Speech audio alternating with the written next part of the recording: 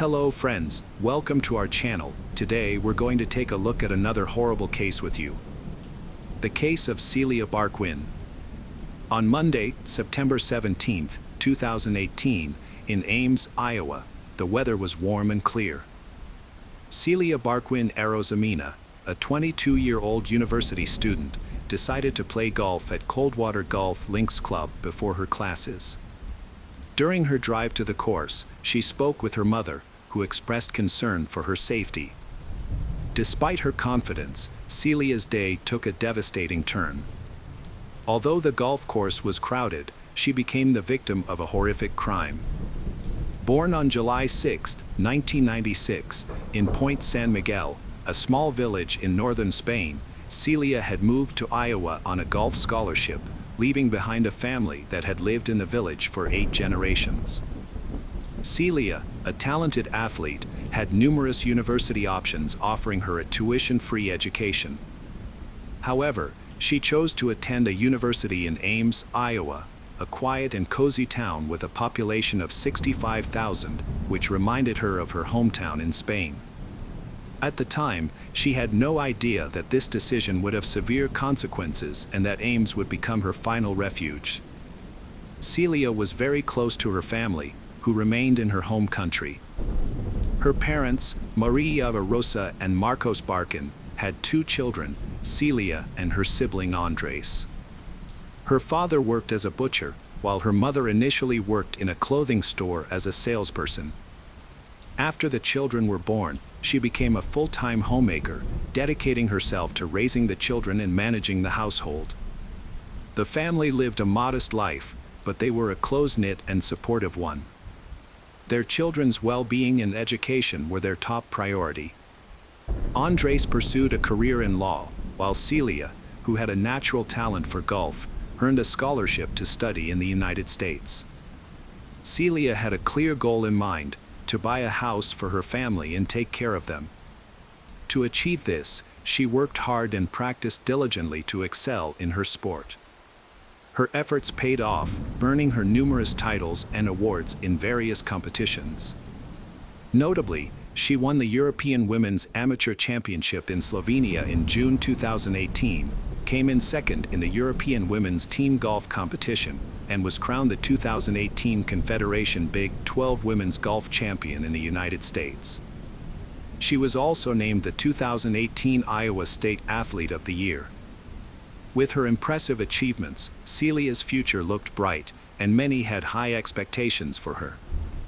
Despite moving to the United States, Celia remained close to her family.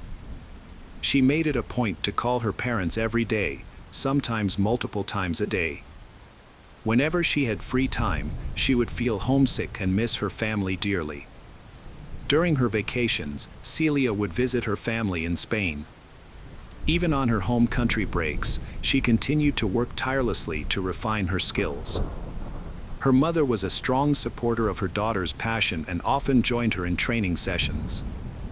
Celia had a comfortable life in Iowa, where she lived with her boyfriend, Carlos Nigri Nablas, in a rented apartment. Their relationship had an interesting backstory. They met in university, where Celia was already in a relationship with someone else. Despite this, Carlos was immediately smitten with her. Her captivating smile, kind nature, and determined personality drew him in, and he came to greatly respect her perseverance. Although she wasn't available at the time, Carlos became her closest friend and confidant, always offering support and encouragement. For over a year, Carlos supported his friend Celia through her tumultuous relationship with her boyfriend. When she finally broke up with him, Carlos confessed his long-held feelings to her. After a walk together, Celia revealed her own feelings by pulling Carlos close and kissing him. Overjoyed by her reciprocation, Carlos ran through the dormitory, screaming with happiness. This marked the beginning of their romance. To celebrate, Carlos set off fireworks and sent Celia a heartfelt video, expressing his admiration for her. As their relationship blossomed, they became inseparable. Eventually, they decided to take the next step and move in together. Carlos and Celia were busy preparing for their future together, having already gotten engaged. In May 2017, Carlos graduated from college and landed a job at an engineering firm in Ames. Meanwhile, Celia was nearing the end of her senior year at Iowa State University, where she was also studying civil engineering. After retiring from athletics, Celia had her sights set on a career in engineering, driven by a desire to make a positive impact and prove that women could thrive in a traditionally male-dominated field.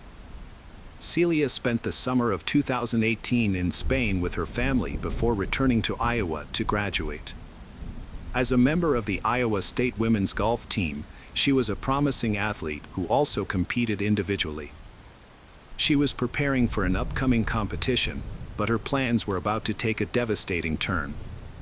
On September 17, 2018, Celia arrived at the golf club after speaking with her mother. The staff, familiar with the talented athlete, informed her that a group of 15 older men from Des Moines would be playing golf at 8:45. The group was assigned to the starting line near the first 4 holes. As they arrived in golf carts and began to play, Celia took notice of them.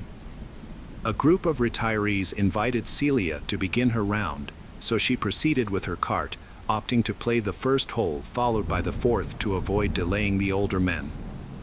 They found her to be courteous and friendly. Next, Celia headed to the 7th hole, a location not favored by many due to its remote position relative to the other holes and its proximity to Squaw Creek Park, which featured dense foliage. Athletes were often hesitant to play at the 7th hole because it occasionally attracted unauthorized visitors, including homeless individuals who could be aggressive. However, Celia was new to the club and unaware of the situation, so she played the 7th hole to make her way to the 9th. The route involved crossing a bridge on a broad path before navigating a wooded section, a place one coach described as eerily similar to the atmosphere of Sleepy Hollow. At 10:30 a.m., a group of 15 people made their way to the area where Celia's belongings were left. To their surprise, her cart was still there, but Celia was nowhere to be found. The group decided to investigate further as they found it unusual that she didn't reappear after 10 minutes. As they approached her cart, they discovered some of Celia's belongings scattered on the field, including her t-shirt and baseball cap, while her phone remained on the cart. It appeared that some items had fallen out of her pocket, but it was unclear why her t-shirt was on the ground and why she had left her phone behind. After searching the surrounding area, the group couldn't find any sign of Celia. They immediately alerted the club management to report their disturbing findings. A group of people reported that a young, blonde girl had been playing golf at the course earlier, but she was now nowhere to be found, and her belongings were still on the ground. Upon investigation, staff realized that she was Celia, the reigning European golf champion. A search was launched, and less than 30 minutes later, a body was spotted floating in a pond near the 9th hole. This discovery prompted the staff to call the police immediately. Upon recovering the body from the water, police officers identified the victim as Celia Barkin. An autopsy revealed that she had suffered multiple stab wounds to her neck and torso. A search dog was brought in and quickly picked up a scent, leading the police to a tent in a wooded area of Squaw Creek Park. Although the tent was empty, it contained bloodstains, suggesting that the perpetrator may have been hiding there. Police suspected that a homeless person, possibly living in the tent, might have been responsible for the attack. The police were searching for the perpetrator and found a man near the tent. The man claimed to live in the area and just wanted to retrieve his tent. As it turned out, the man was Colin Richards, 22 years old, the same age as Celia. Despite their similar ages, they couldn't be more different. However, it became clear that Colin was responsible for the murder. Physical evidence incriminated him. His face was badly scratched, and his black backpack contained bloody clothes, including a t-shirt and shorts. The clothes indicated that he had recently changed out of his blood-soaked garments and into clean ones. The police dogs also picked up his scent. Additionally, Colin had a severe gash on his left arm that was bleeding. Although he tried to hide the injury and conceal his arm from the officers, his efforts only added to their suspicions. Colin Richards was arrested by police in connection with the crime. According to his account, he was at a friend's house before the police arrived. Two male friends had driven him to the park to collect his tent, and it was there that he encountered the police. Collins denied any involvement in the crime and claimed he had never met the victim, Celia. He explained the scratches on his face by saying he had scratched himself on branches while walking through a wooded area. Colin had a history with the police, having struggled with substance abuse, alcoholism, and mental health issues.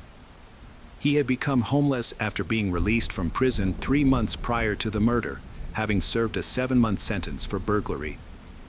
Colin had a history of run-ins with the law, having been convicted multiple times for similar offenses. His troubled past began in his teenage years, and he grew up in a dysfunctional family. Detectives interviewed 3 acquaintances of Colin's, including a homeless man with whom he shared a tent. 2 other men gave Colin a ride from his home to the park. The homeowner allowed Colin to clean up and change his clothes, as he was disheveled and covered in mud, blood, sand, and water. After washing up and changing, Colin left with his bloody clothes in a backpack, intending to return to the park to retrieve his tent before leaving the area. The men described Colin's behavior that day as unusual, extremely nervous, and hurried. He didn't explain why he was in such a rush, only mentioning that he had cut himself and soiled his clothes. One of the homeless men who lived with Colin in the park revealed that Colin always carried a serrated knife, which he used for personal protection. The day before the murder, Colin had confided in this friend about having a desire to rape and kill someone, but the friend didn't take him seriously. Colin was immediately charged with first-degree murder after her body was discovered. The investigators believed that the crime was premeditated, meaning Colin had planned it ahead of time and was actively looking for a victim on the day of the murder. The judge set Colin's bail at $5 million, but since he couldn't afford it, he remained in custody until his trial. Meanwhile, Celia's family in Spain was growing increasingly worried because they hadn't heard from her. Despite numerous attempts by the police and aims to reach them, it was too late at night in Spain and no one was available to receive the devastating news. Eventually, the coach was forced to make the heartbreaking call to Celia's parents, informing them that their daughter had been brutally murdered. A serrated knife was discovered in a wooded area, bearing the fingerprints and DNA of Colin, as well as the blood of the deceased. Additionally, skin particles from Colin were found under the victim's fingernails, indicating that the scratches on his body were inflicted by the victim during a struggle, not by branches. Initially, Colin denied any involvement in the crime, but later, faced with overwhelming evidence, he confessed to the attack. He claimed that he had been under the influence of substances on the day of the incident and was not thinking clearly. Colin stated that he had been walking in the woods when he came across a young girl, Celia, who was alone in the area. He targeted her, having never seen or known her before, and subjected her to a violent attack. The death penalty was abolished in Iowa in 1965, so the maximum sentence Colin faced was life imprisonment without parole. During the trial, Colin's family shared details about his life. His parents were not married and did not live together when he was born. For the first 10 years of his life, Colin lived with his father, who raised him in a strict and often neglectful manner. His father would frequently leave him alone at night to go to the bar, and it was actually his grandparents who provided Colin with care and support. When Colin was 10, his mother, who had since married another man and had 2 more children, gained custody of him. The family moved to the countryside, seeking a more peaceful environment. However, their household was still marked by strict discipline. Colin's room was extremely tidy, leading his family to jokingly suggest that he would be well suited for a career in the military. Colin started out as a diligent student, but as he entered his teenage years, he began to follow in the footsteps of his father, a heavy drinker.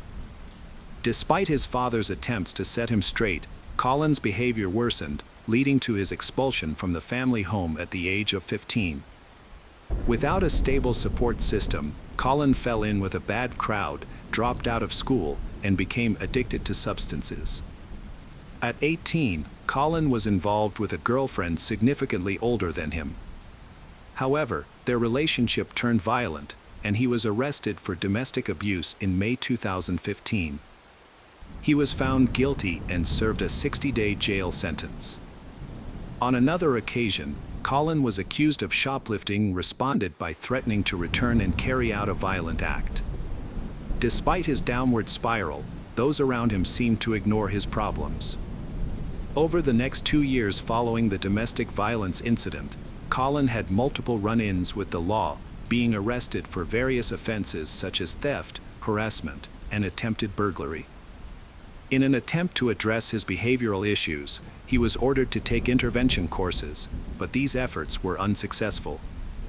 In November 2017, Colin began serving a 2-year sentence at Mount Pleasant Correctional Facility for burglary in violating his probation.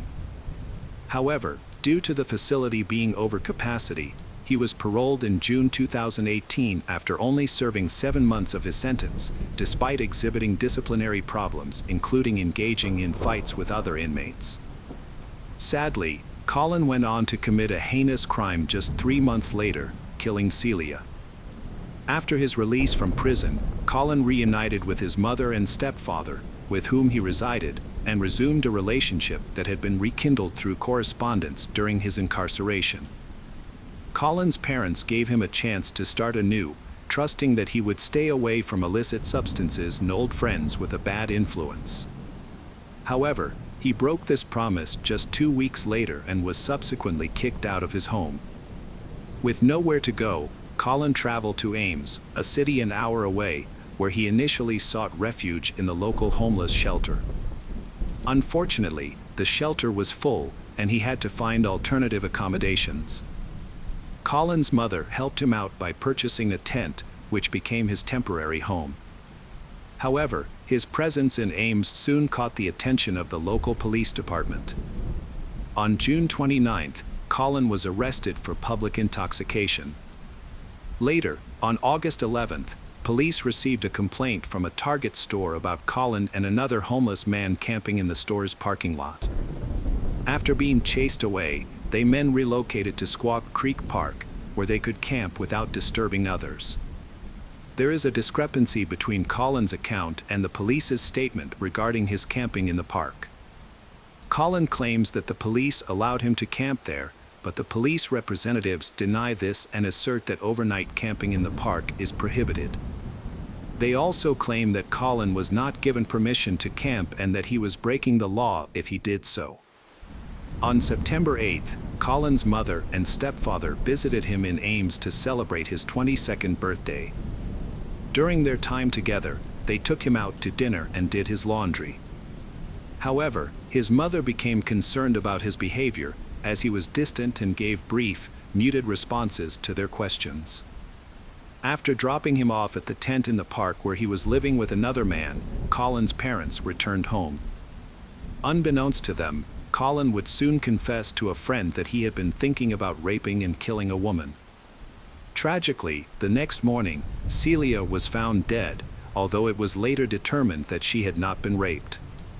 The police suggested that Colin likely did not have sufficient time to commit both crimes. Following his arrest and trial, Colin's parents expressed their regret that they could not have done more to stop him. As a result, Colin was sentenced to life in prison without the possibility of parole on August 23, 2019. He is currently serving his sentence at the Story County Jail in Nevada, Iowa. The town of Ames was deeply saddened by Celia's tragic death, with thousands attending a candlelight vigil to pay tribute to the gifted athlete. Her family was devastated by the news of her murder, feeling a sense of injustice that her life had been taken by someone who had achieved nothing and had no aspirations, whereas Celia had shown great promise and had a bright future ahead of her.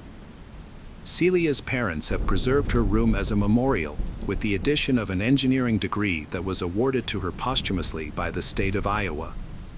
They often visit the local golf club, where Celia learned to play golf, and reminisce about happy times. The circumstances surrounding the safety measures implemented by the golf club for holes 7 and 17 following the incident are unclear. Carlos, Celia's boyfriend, found it unbearable to remain in the city where constant reminders of her presence made his grief unbearable. He relocated to Florida, and his life after that remains a mystery.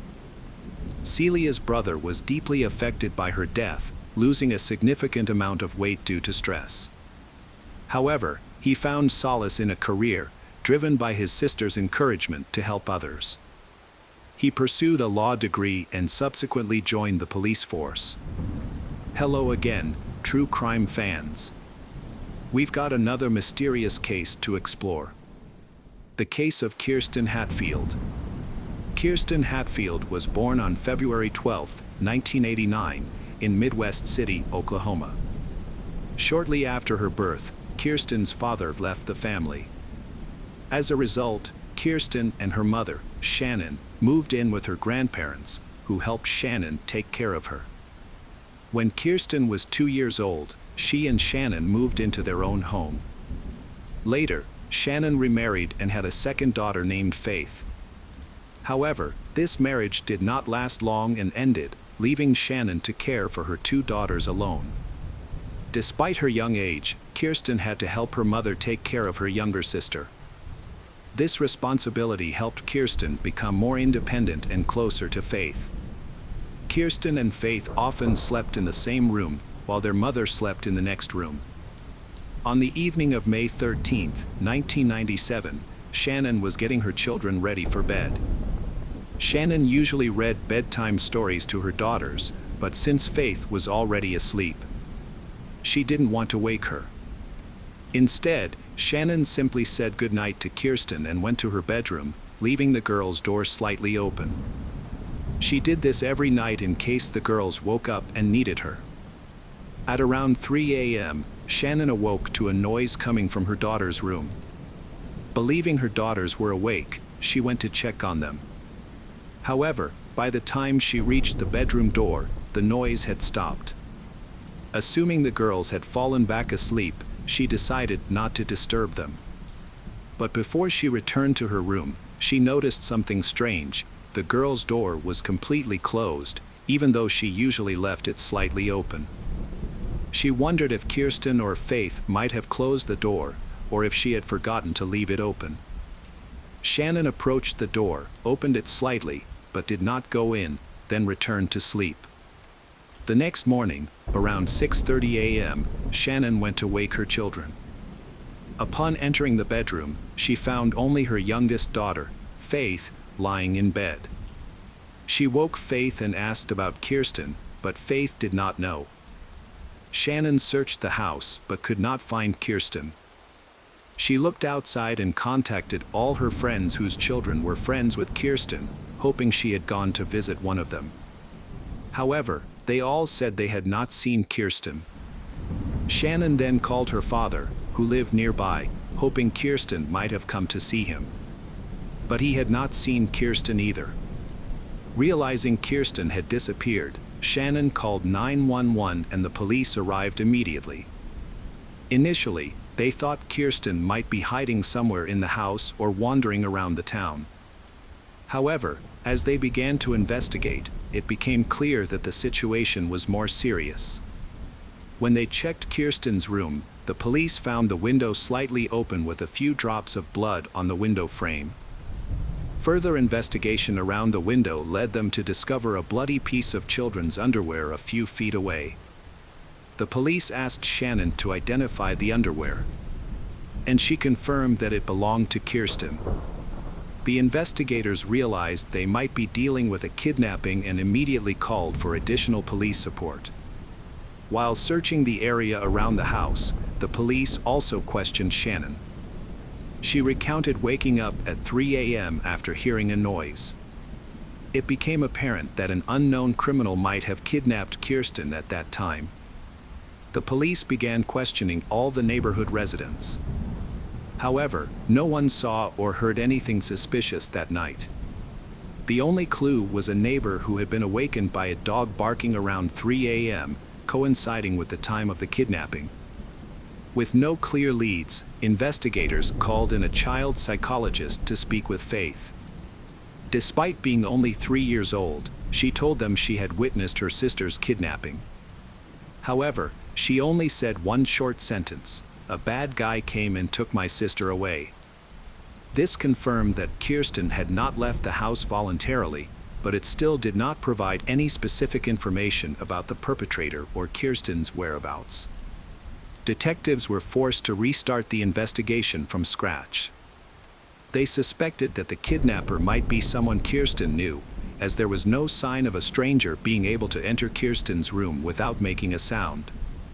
While investigating this hypothesis, the police discovered that Kirsten's mother had a history of drug problems.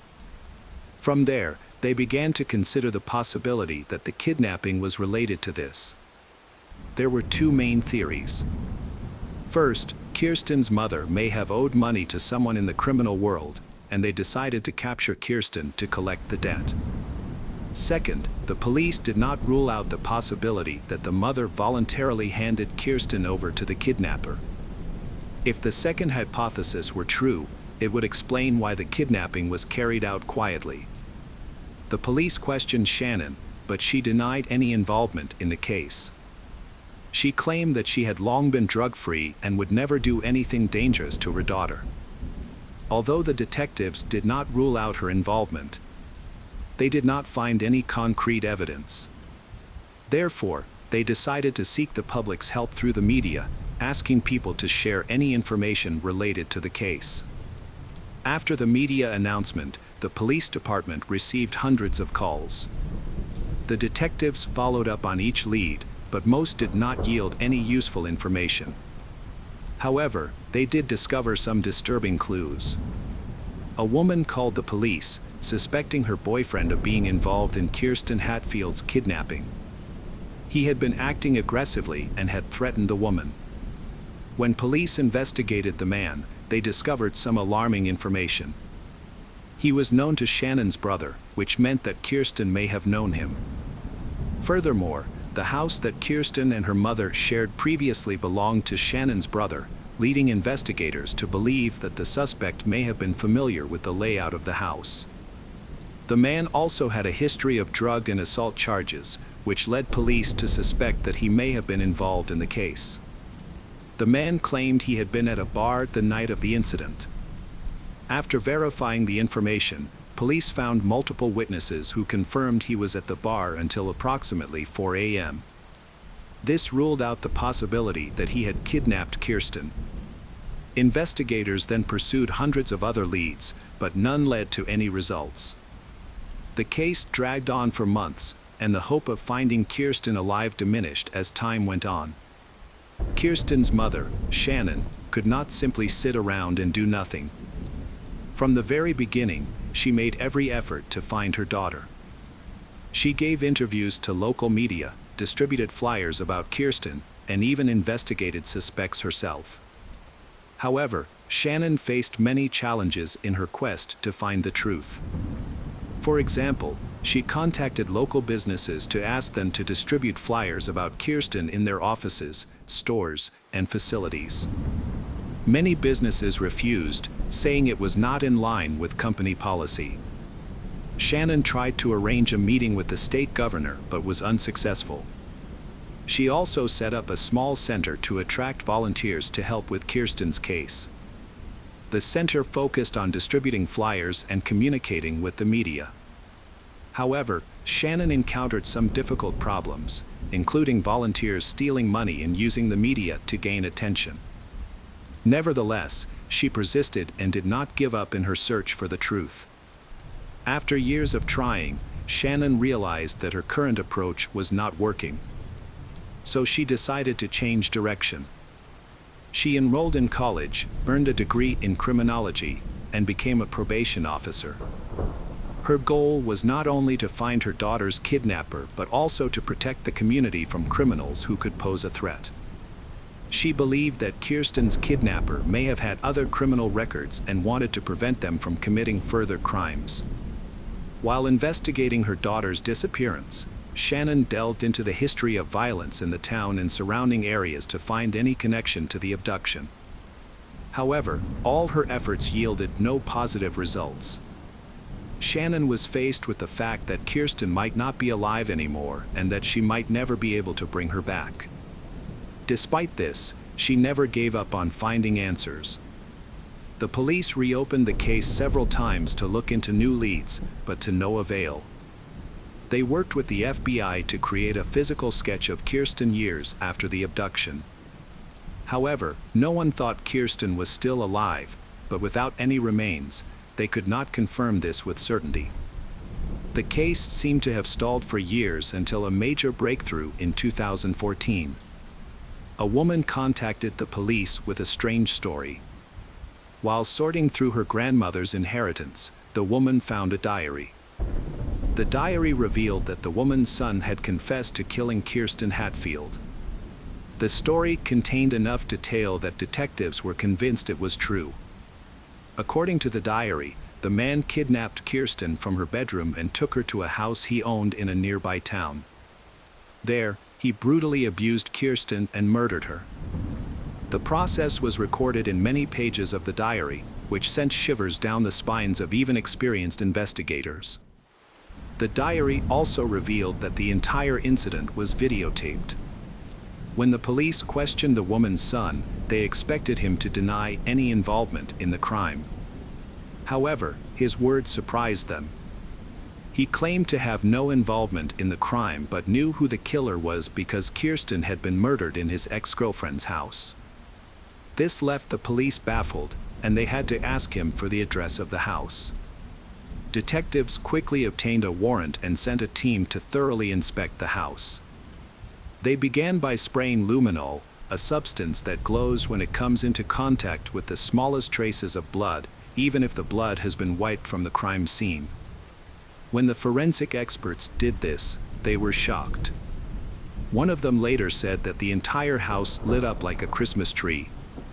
The experts discovered traces of blood everywhere in the house, and especially that the blood stains matched the description of the murder in the diary. To gather more evidence, they removed the floorboards, cut up the wallpaper, and sent it all to the lab. They also excavated the property to search for the victim's remains. The police also found a box containing hundreds of videotapes in the house, which reminded them of the diary. They suspected that one of the tapes might contain footage of the victim's abuse. Detectives examined each tape carefully but found no evidence of the murder. Excavations on the property were also fruitless. No remains or other evidence were found. However, the police still believed they had discovered the truth behind Kirsten's disappearance. The case was solved, but the pain and suffering of Kirsten's family will never be completely healed. Detectives faced an unexpected turn when analyzing the blood stains left in Kirsten's home. The results showed that the blood was not human but that of an animal. This shocked the police because they thought they were close to solving the case. Instead, they were faced with another false clue. It is unclear exactly what the clue was, but it is possible that someone played a prank on the police or that the diary was written by a mentally ill person who saw the kidnapping on the news and believed that a story would spring to mind. However, the detectives continued to hope to uncover the truth. But no new clues emerged and the case went cold again. In the summer of 2015, the case was handed over to Detective Daryl Miller. He decided to start a new investigation and studied all the existing documents and records. During this process, he discovered something strange. Daryl found that his predecessors had overlooked key evidence: blood stains on the windowsill in Kirsten's room and on her underwear. This evidence had been in storage for a long time for unknown reasons. The police apparently did not think that analyzing it would yield any useful results, as they believed the blood might belong to the victim. However, Daryl decided to send the evidence to the lab for analysis. And it yielded a big surprise.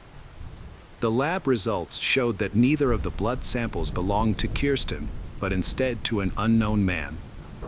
This was a major breakthrough in the case, but also posed a new challenge for Daryl. The kidnapper's DNA sample had been uploaded to the FBI database, but there were no matches. This could mean that the kidnapper had not committed any serious crimes in the past, or that the crime had occurred before the database was created. Daryl decided to collect DNA samples from all the men involved in the case since the kidnapping. The police made a list, located each person, and sent their DNA to the lab. Surprisingly, each individual was willing to provide a DNA sample immediately. This led investigators to suspect that the killer might not be on the list of suspects. Daryl waited patiently for the results, and eventually, he received a call from the lab. Experts analyzed a sample and found that it was an exact match to the blood on the windowsill and on the victim's underwear. This person was Anthony Palma, a 56-year-old neighbor of the Hatfield family. Anthony was one of the first people the police spoke to after the kidnapping. At the time, he said he had been awakened at 3 a.m. by the sound of a dog barking. Now, after confirming his involvement, detectives decided to question him again. Although the DNA evidence was sufficient to convict him, investigators still wanted him to confess. This would expedite the trial and help them find Kirsten's remains. Since he was the only one who knew where the remains were, locating them would be difficult without his cooperation. The detectives took a cautious approach. They brought Anthony in for questioning, saying it was merely a formality to gather new information. In fact, they wanted him to admit whether he had ever been to the Hatfields' house. When asked if he remembered anything else from that night, Anthony told the same story he had told 18 years earlier, but this time he added a new detail. He said he had seen a white car parked in front of Kirsten's house. But he didn't pay much attention to it. Next, the police wanted to know more about his relationship with Kirsten and her family. Anthony explained that although he lived next door, he had never spoken to Kirsten directly. He stated he was close to other kids in the neighborhood and that they would occasionally come by for candy or help repairing their bikes. The police then continued to question Anthony, asking if he had ever been to Kirsten's house, whether to help the family or just to chat. But Anthony insisted that he had never been to her house. This statement raised suspicion among the police. While investigating the crime scene, they had discovered his blood on the windowsill of Kirsten's room. By checking his previous statements, the police realized that Anthony had lied. However, there was one important problem. The house where Kirsten had lived belonged to Anthony's friend, and he admitted to having visited the house in the past. However, the blood on the windowsill was very fresh and could not have been there many years before the murder. The detective decided to present the critical information and informed him that his blood had been found in Kirsten's room and on her underwear. Anthony completely denied this and repeated that he had never been in their home. The investigators tried to get him to confess, but he continued to deny it. The detective decided to change the method of questioning and left the room. Detective Daryl was asked to step in and talk to Anthony. Bringing a photo of Kirsten, the detective placed it on the table in front of the suspect. Anthony immediately pushed the photo away and tried to avoid looking at it for the rest of the conversation. Daryl asked Anthony a variety of questions, hoping that he would make a mistake and confess to the crime. However, Anthony continued to deny everything. Realizing that they would not be able to extract a confession, the police decided to end the interrogation and arrest him.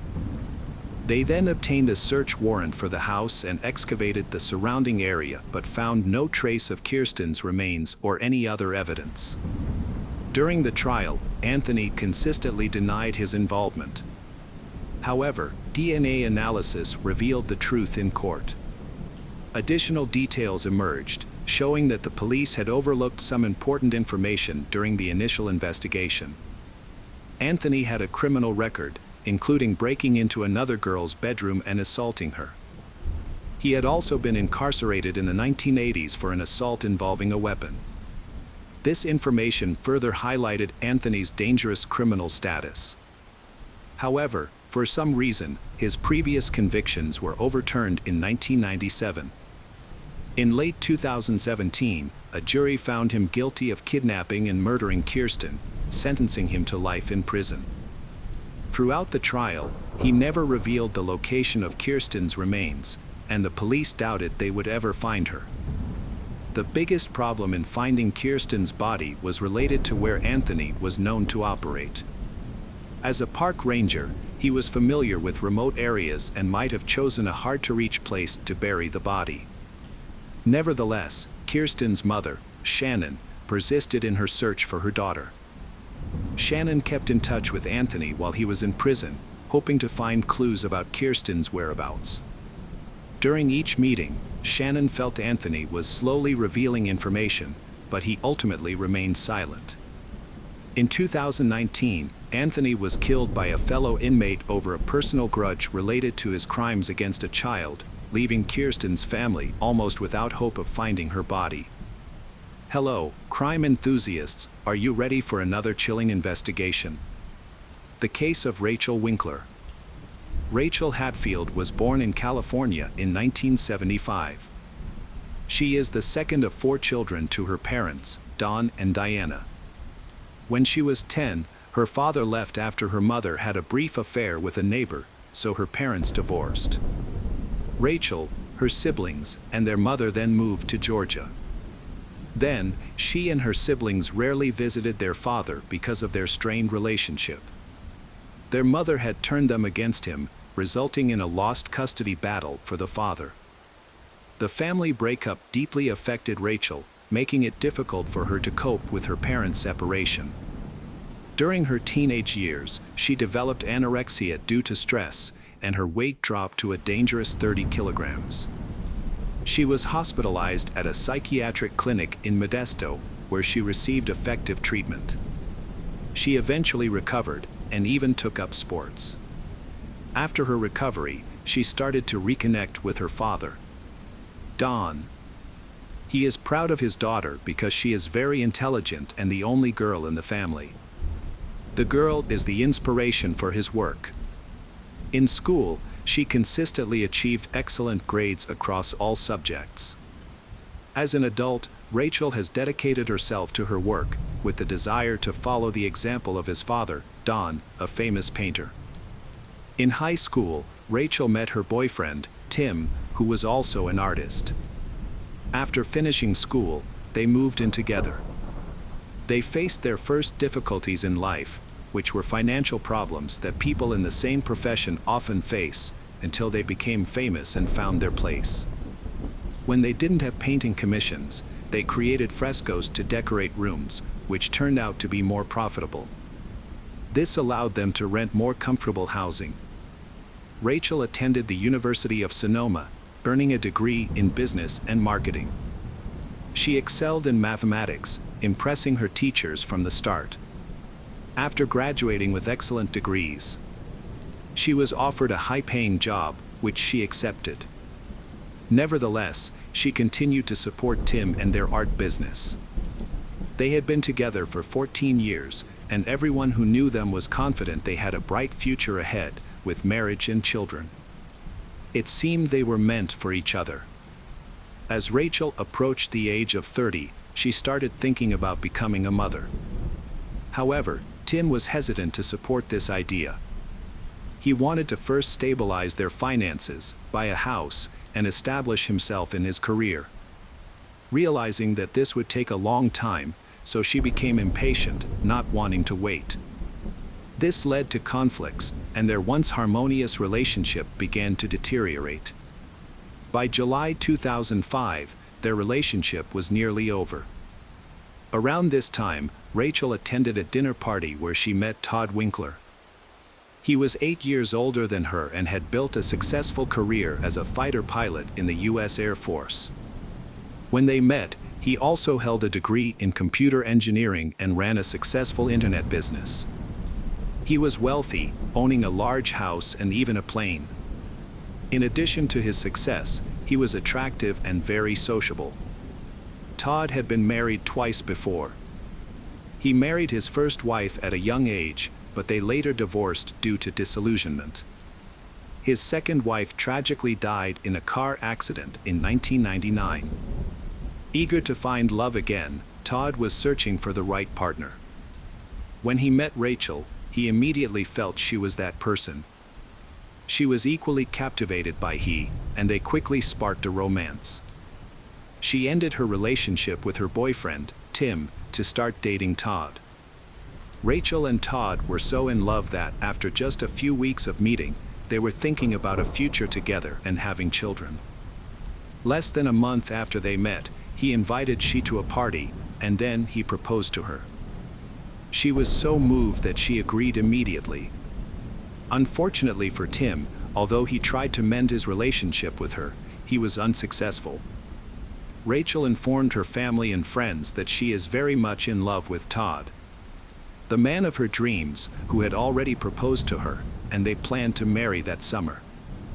They had a beautiful wedding, and Rachel took her husband's last name, Winkler. This new chapter opened up opportunities she had only dreamed of. Together, they aimed to build a bright future. She quickly forgot the past that she lived with her ex-boyfriend for more than 10 years, with whom she overcame many different difficulties. A year after the wedding, Rachel became pregnant and she was overjoyed. On April 11, 2007, she and her wealthy husband, Todd, welcomed their daughter, Eva, and she adored her child. A year later, their second child, Ariel, was born. During this time, Rachel stays at home doing housework and taking care of the children while her husband goes to work. In early 2010, their family had big changes when Todd was accepted as a manager in a prestigious pharmaceutical company, 2 hours from their home. As a result, he started working late at his office in Alameda. During this time, the family lived in an area reserved for the extremely wealthy, where each had their own garage to park their personal jet. Feeling tired of her life at home, Rachel took a job as a manager at the nearby airport, a decision Todd supported.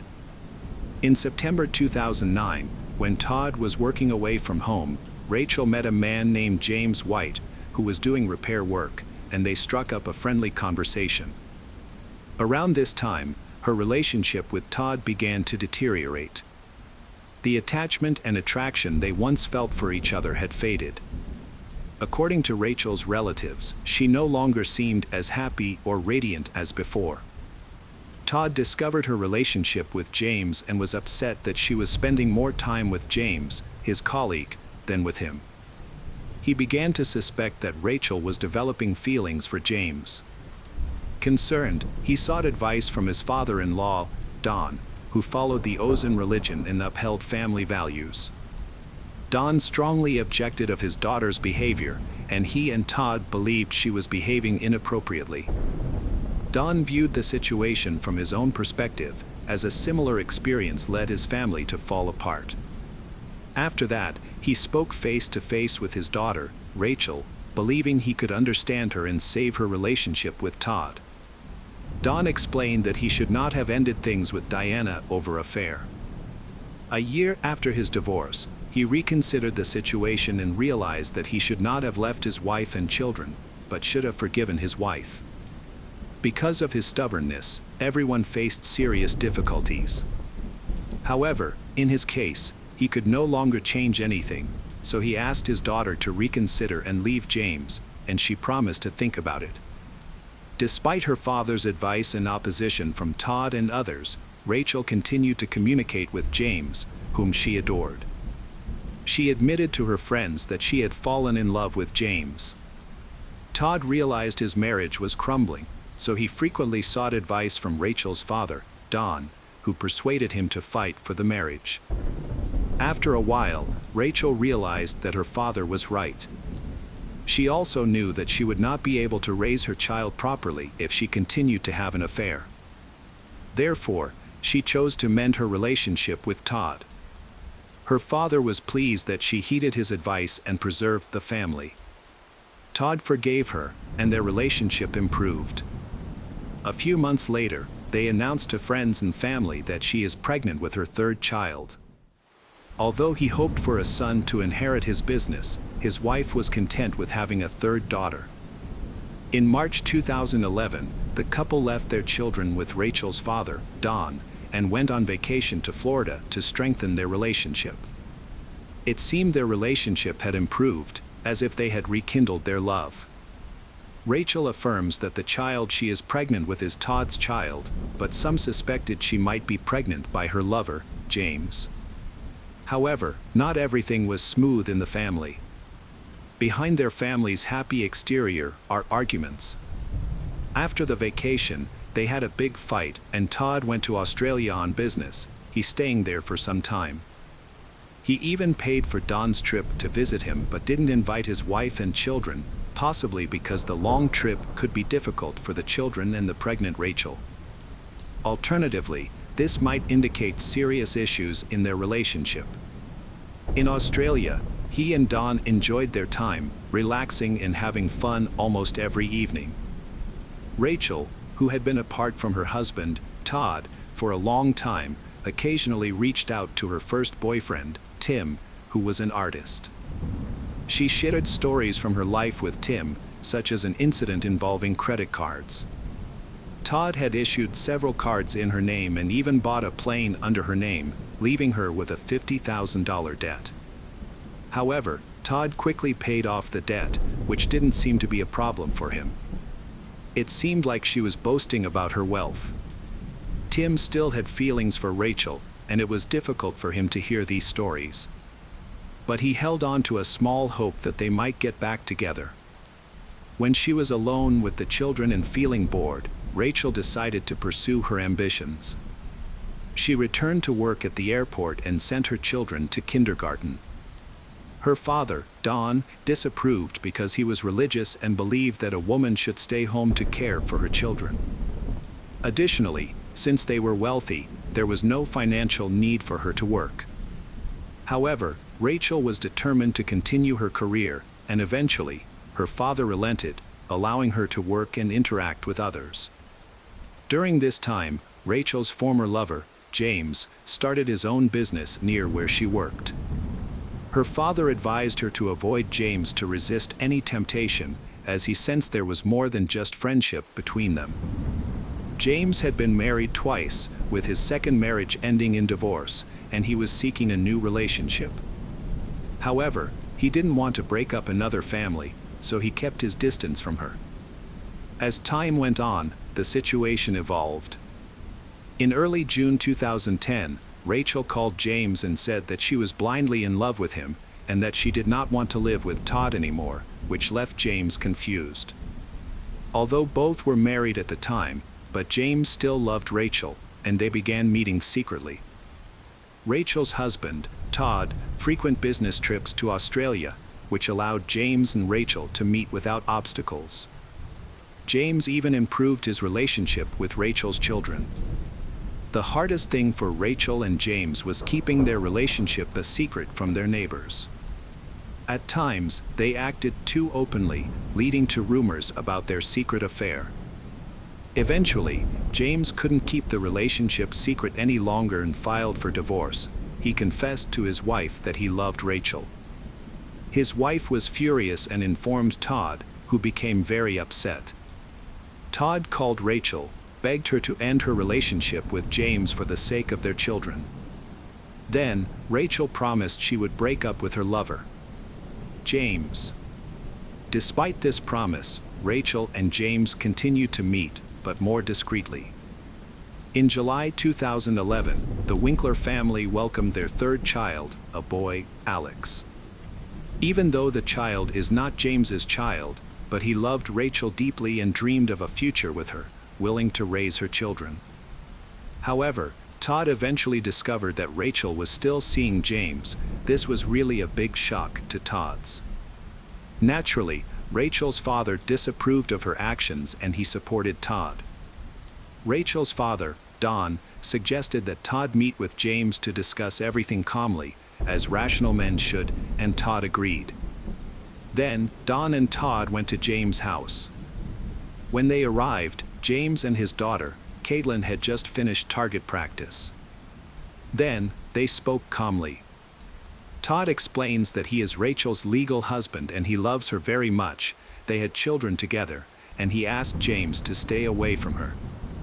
James agreed, but secretly had no intention of ending his relationship with Rachel. Actually, Rachel and James were planning to start a new life together.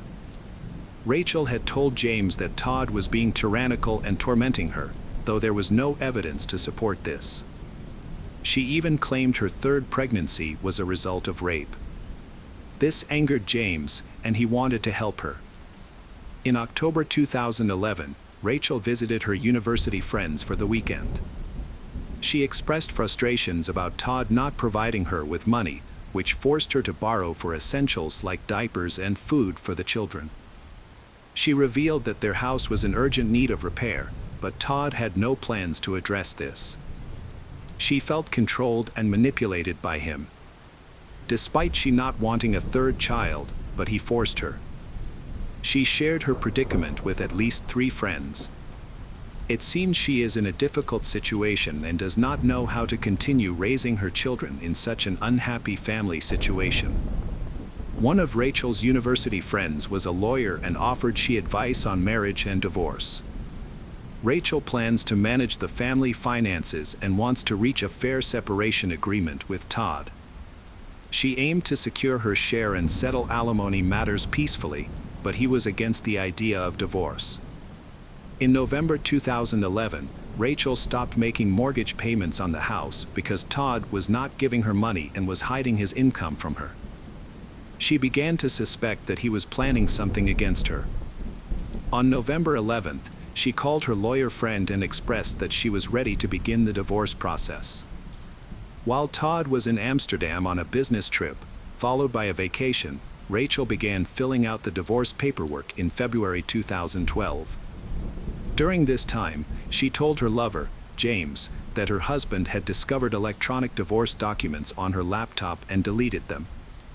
To prevent this from happening again, she started filling out the forms by hand. Then Todd having learned about the divorce, but he wants to avoid it. Todd spoke to his father-in-law, Don, about Rachel, claiming she was mentally unstable, which was related to their upcoming divorce. Todd said she smoked, drank, and seemed to be losing weight again. However, Don, who saw his daughter Rachel regularly, didn't notice any issues. Rachel explained that her weight loss was due to the stress from the ongoing divorce.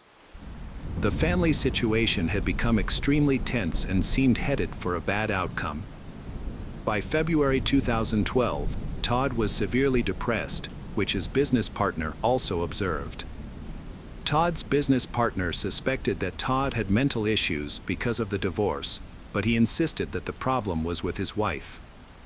He was considering having her treated in a psychiatric clinic, claiming she was on a drinking binge, and he needed a break to handle the problems that had come up. This conversation occurred on February 10th. On February 26, 2012, divorce proceedings will begin. Rachel was counting on alimony each month to support her children. She planned to move with the children to James' place and was expecting a court meeting. However, that evening, she never arrived at James' house. On the morning of the 27th, a neighbor saw Todd with the children, and everything seemed normal. Around 10:30 a.m., he left his children with a neighbor temporarily because something terrible had occurred at his home. Todd was awaiting the police and did not want his children to witness the situation. The neighbor observed that Todd appeared calm, had no injuries, and appeared to be just irritable.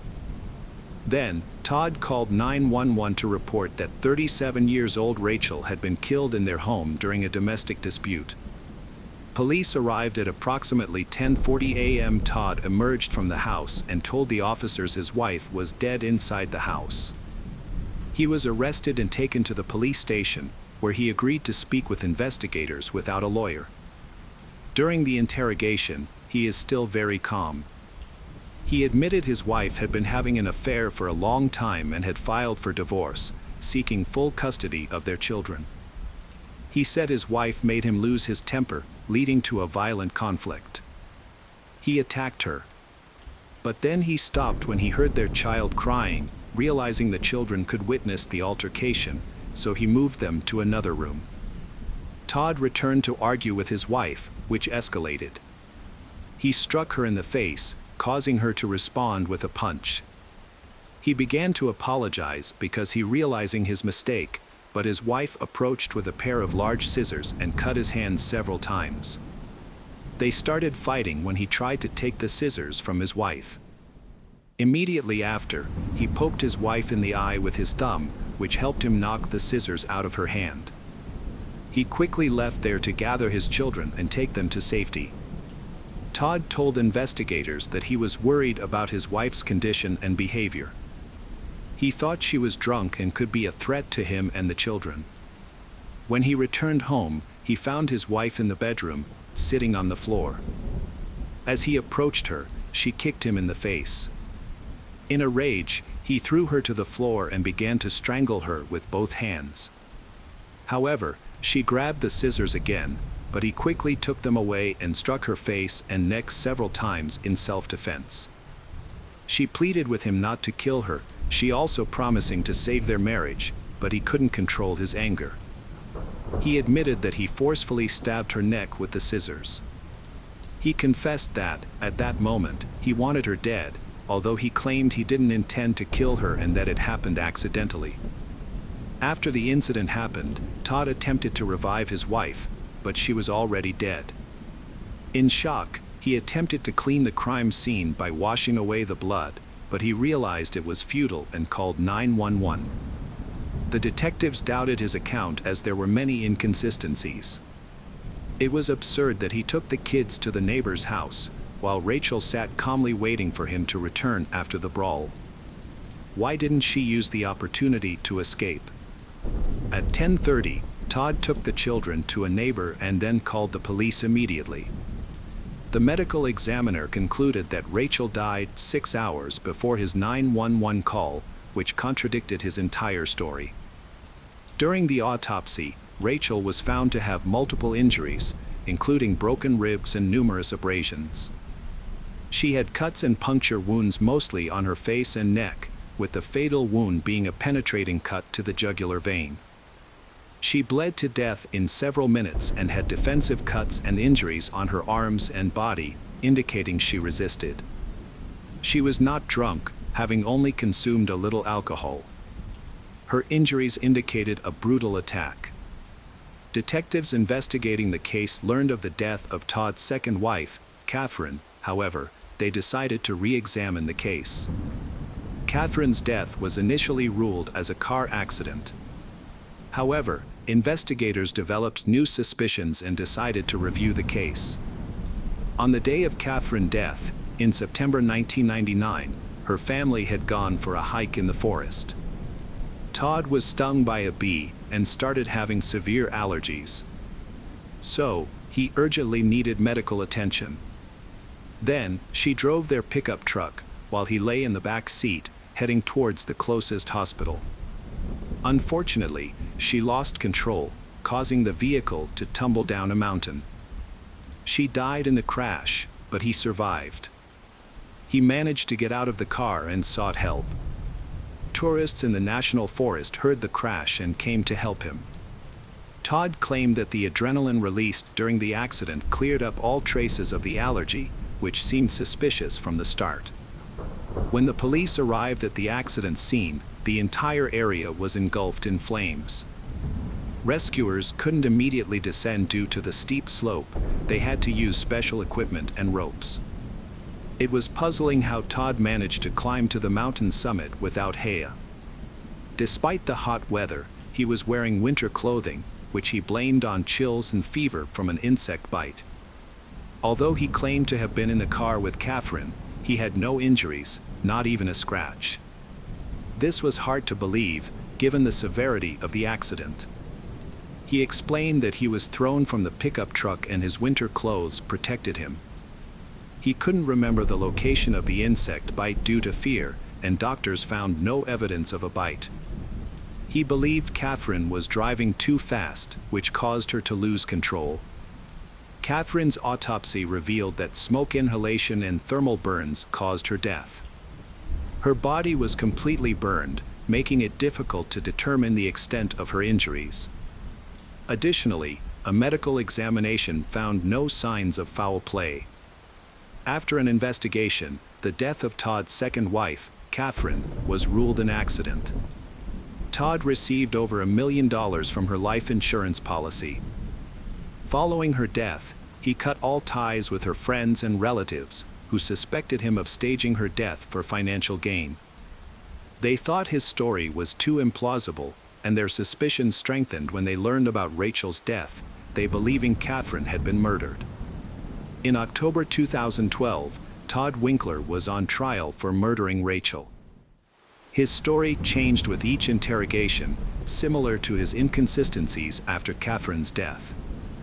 It is believed that he planned Rachel's murder very carefully. At that time, Rachel's father, Don Hatfield, was granted full custody of her child. He saw this as a chance to make up for past mistakes and to rebuild the family he had once destroyed. Don believed that Todd killed Rachel not because of her affair, nor because of their impending divorce, but because she knew his secrets and had threatened to expose them, so he silenced her permanently. According to relatives, Todd had been violent towards Rachel's in the past. For instance, her brother witnessed Todd attack her on she by the defendant in a San Diego bar in 2006.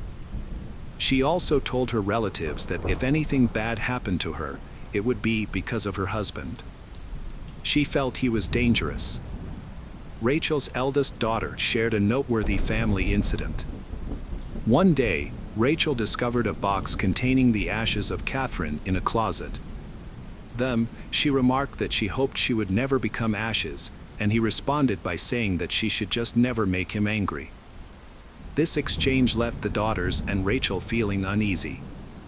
During the trial, it was revealed that Todd had previously attempted to harm Rachel. While they were scuba diving on vacation in Florida, he supposedly left her alone, causing Rachel to struggle to reach the boat and almost drown.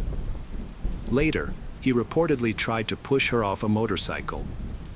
However, these accounts were unverified and based on stories Rachel told her friends, which she often exaggerated. It was confirmed that Todd had mental disorders, diagnosed with dissociative and conversion disorder, which can cause a break from reality. Despite this, psychiatrists considered him mentally fit. Then, he emphasized his mental health issues to try to lessen his sentence. One day in court, he even feigned psychosis, but this tactic failed. The prosecution argued that Todd committed a premeditated murder. According to the prosecutor, he took scissors, entered the bedroom while his wife was asleep, and killed her. He then had 6 hours to stage a fight, inflict defensive wounds on himself, bandage those wounds, eliminate unnecessary evidence, feed the children, and take them to a neighbor. Only after doing all this did he call 911. Blood stains found on the children's food plates showed that he had prepared breakfast for them after killing their mother. Later, Todd admitted that he did not call emergency services immediately. The timeline he provided did not match the facts. He claimed he took the children to a neighbor before killing his wife and calling for help, but his wife had already been dead for several hours. Additionally, he would not have had enough time to bandage his hands so quickly and precisely. On the other hand, the defense lawyer argued that the murder was an act of self-defense. Rachel was the one who attacked her husband first. She first grabbed the scissors and attacked him. A struggle ensued, and he realized it was a matter of life or death, choosing to save himself. The jury deliberated for 13 days on the case details and testimonies before reaching a guilty verdict. They convicted 47-year-old Todd Winkler of first-degree murder. In December 2014, he was sentenced to 26 years in prison, with eligibility for parole in June 2031, when he will be 64 years old. Todd has filed many appeals, but all of which have been rejected. However, he has managed to secure better conditions for himself in prison. He is serving his sentence at San Quentin State Prison in California. Hello, crime enthusiasts, are you ready for another chilling investigation? The case of Nicole Vanderheyden. Nicole met Douglas in January 2015. At the time, she had been through a marriage, 2 children, and a divorce. After they began dating, Nicole and Douglas began living together, and within a few months, Nicole discovered she was pregnant. Both Douglas and Nicole were excited about the prospect of raising children together. In May 2016, Nicole, Douglas, and their 3 children, the youngest of whom was 6 months old, lived in Green Bay, Wisconsin. On Friday night, May 20th, the couple decided to attend a concert to get some time off. They had arranged for a babysitter to look after the children while they were away at the concert. A photo was taken of Nicole happily chatting with Douglas and his friends. As the concert was coming to an end, Nicole and her friends decided to go to another bar to extend the night. Douglas said he would go to the bar after finishing a conversation with a friend. Surveillance footage showed Nicole having a good time at the bar while Douglas had not yet arrived to join her.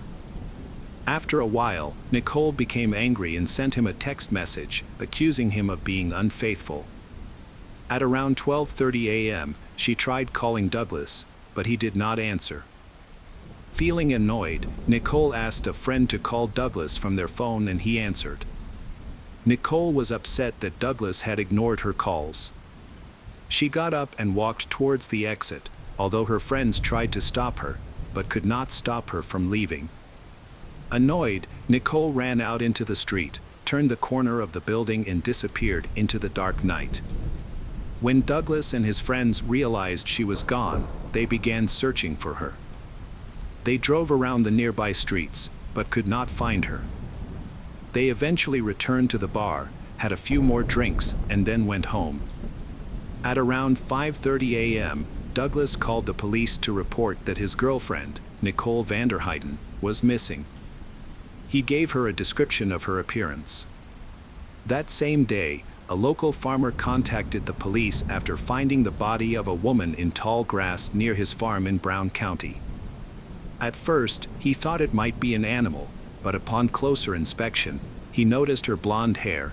The woman was found naked, except for socks and a pink bracelet on her wrist. There was a lot of blood in the area, and she had severe injuries to her face. When the police examined the body, they confirmed that it matched Douglas' description, identifying the deceased as Nicole. The location where her body was found was just 3 miles from Nicole's family home. Douglas was called in for questioning. He explained that he and a friend had left a bar that night around 2:30 a.m.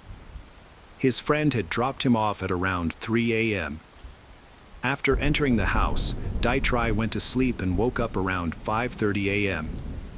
He realized Nicole had not returned home and immediately called the police to report her missing. Ditry maintained his innocence and denied any involvement in Nicole's disappearance or death.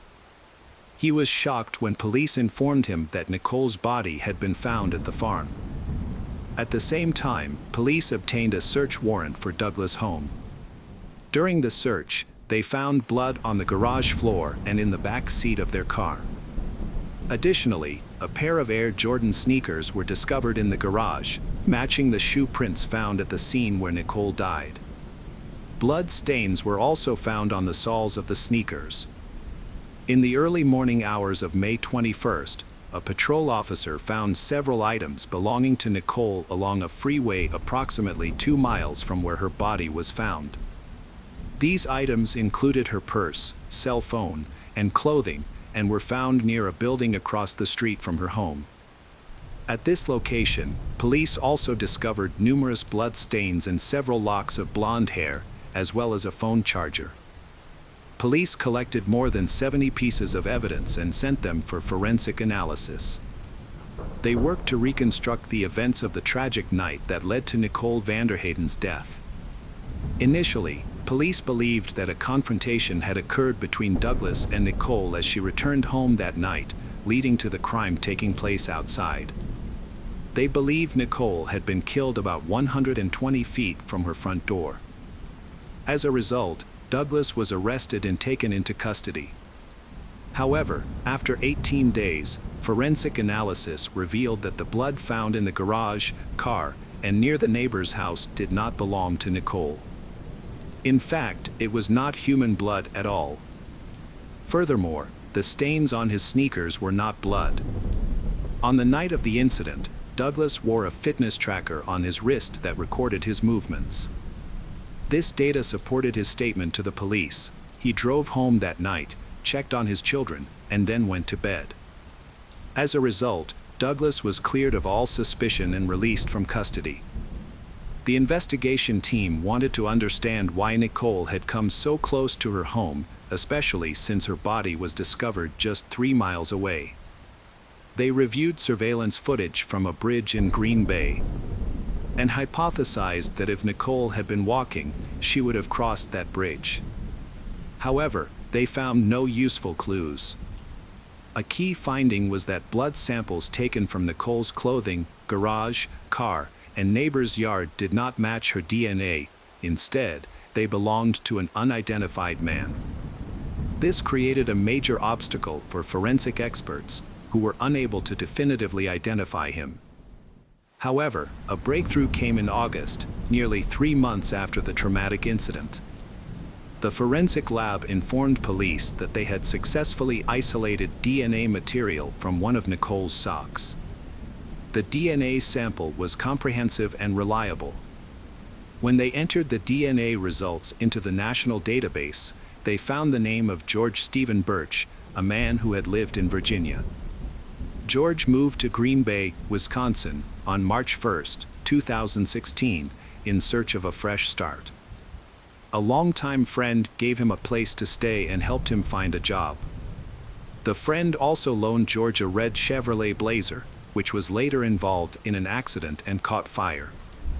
A few weeks after Nicole Vanderheiden's death, police ran a background check on George in the local police database and found a report of a car accident involving him. The report led them to his address. Police then went to George's neighborhood and saw him on his porch. Police confiscated his cell phone. The team working on the Nicole case requested a copy of the data from George's phone. By analyzing cell tower records, local Wi-Fi networks, and GPS data, police determined that on the night of Nicole's disappearance, George was at a bar just a half-mile from where Nicole was staying with friends. GPS data showed that at 2:30 a.m., he left the bar and drove to Nicole's house, staying there for about an hour before going to the farmhouse where Nicole's body was eventually found. He then went to the location where her clothes were found. By 4:22 a.m., George had returned to his home. 4 months after Nicole's death, George was arrested and charged with first-degree intentional homicide. On February 19, 2018, George went to trial. His defense team attempted to blame Nicole's boyfriend, Douglas. However, prosecutors believed that Douglas had nothing to do with her death. They presented evidence from his health monitor, which showed that he had been asleep during the time Nicole was brutally attacked near the farm. On the 3rd day of the trial, Douglas testified, revealing that he and Nicole had planned to get married and had discussed it on the night of the tragic event. He said they were enjoying the concert and had been drinking, although Nicole was not usually a heavy drinker. But she had drunk more than usual that night. When Nicole decided to go to another bar with friends first, Douglas and his friends chose to stay at the concert venue to continue partying, including drinking and drug use. Douglas admitted that he had spent some time with Nicole at the bar, and during that time he had received angry messages from her accusing him of being unfaithful. Nicole had called him several times and eventually her phone battery died. Douglas expressed his confusion and concern about Nicole's anger toward him that night, and he adamantly denied any connection to her disappearance and subsequent death. Shortly after Douglas testified in court, George's defense attorney presented a key piece of evidence: text messages that Douglas had sent to his mother just 10 days before the incident. In one message, Douglas stated, "I'm actually thinking about telling Nicole and the kids that they have to move out." He later explained that the messages were not intended to be taken seriously. Additionally, George's attorney presented testimony from Douglas's former girlfriends, who described him as a jealous and controlling person who often treated them badly. One ex-girlfriend even claimed that he had installed a tracking device on her phone to monitor her movements on the night of Nicole's disappearance. After Nicole's tragic death, she confronted Douglas, accusing him of not only being unfaithful but also cruel. Douglas continued to deny all allegations and maintained that he had never been unfaithful to Nicole, nor had he ever raised a hand against her. In court, the nanny who was at Douglas and Nicole's home the night they attended the concert testified. She recalled asking Douglas where Nicole was when he returned. Douglas replied, he didn't know. She hit her head and just wanted to walk home. On the 8th day of the trial, George Birch presented his account of the events of that night. He began by describing himself as a hard worker and a caring family man. On the evening of May 20th, he was at a bar where he met Nicole. George claimed that they had flirted and that he felt Nicole was open to his advances. He described their conversation as friendly, lasting until the bar closed at around 2:30 a.m. He then drove her home, parking near the driveway to continue the conversation for a few more minutes. George explained that they had consensual sex in his car, with Nicole participating.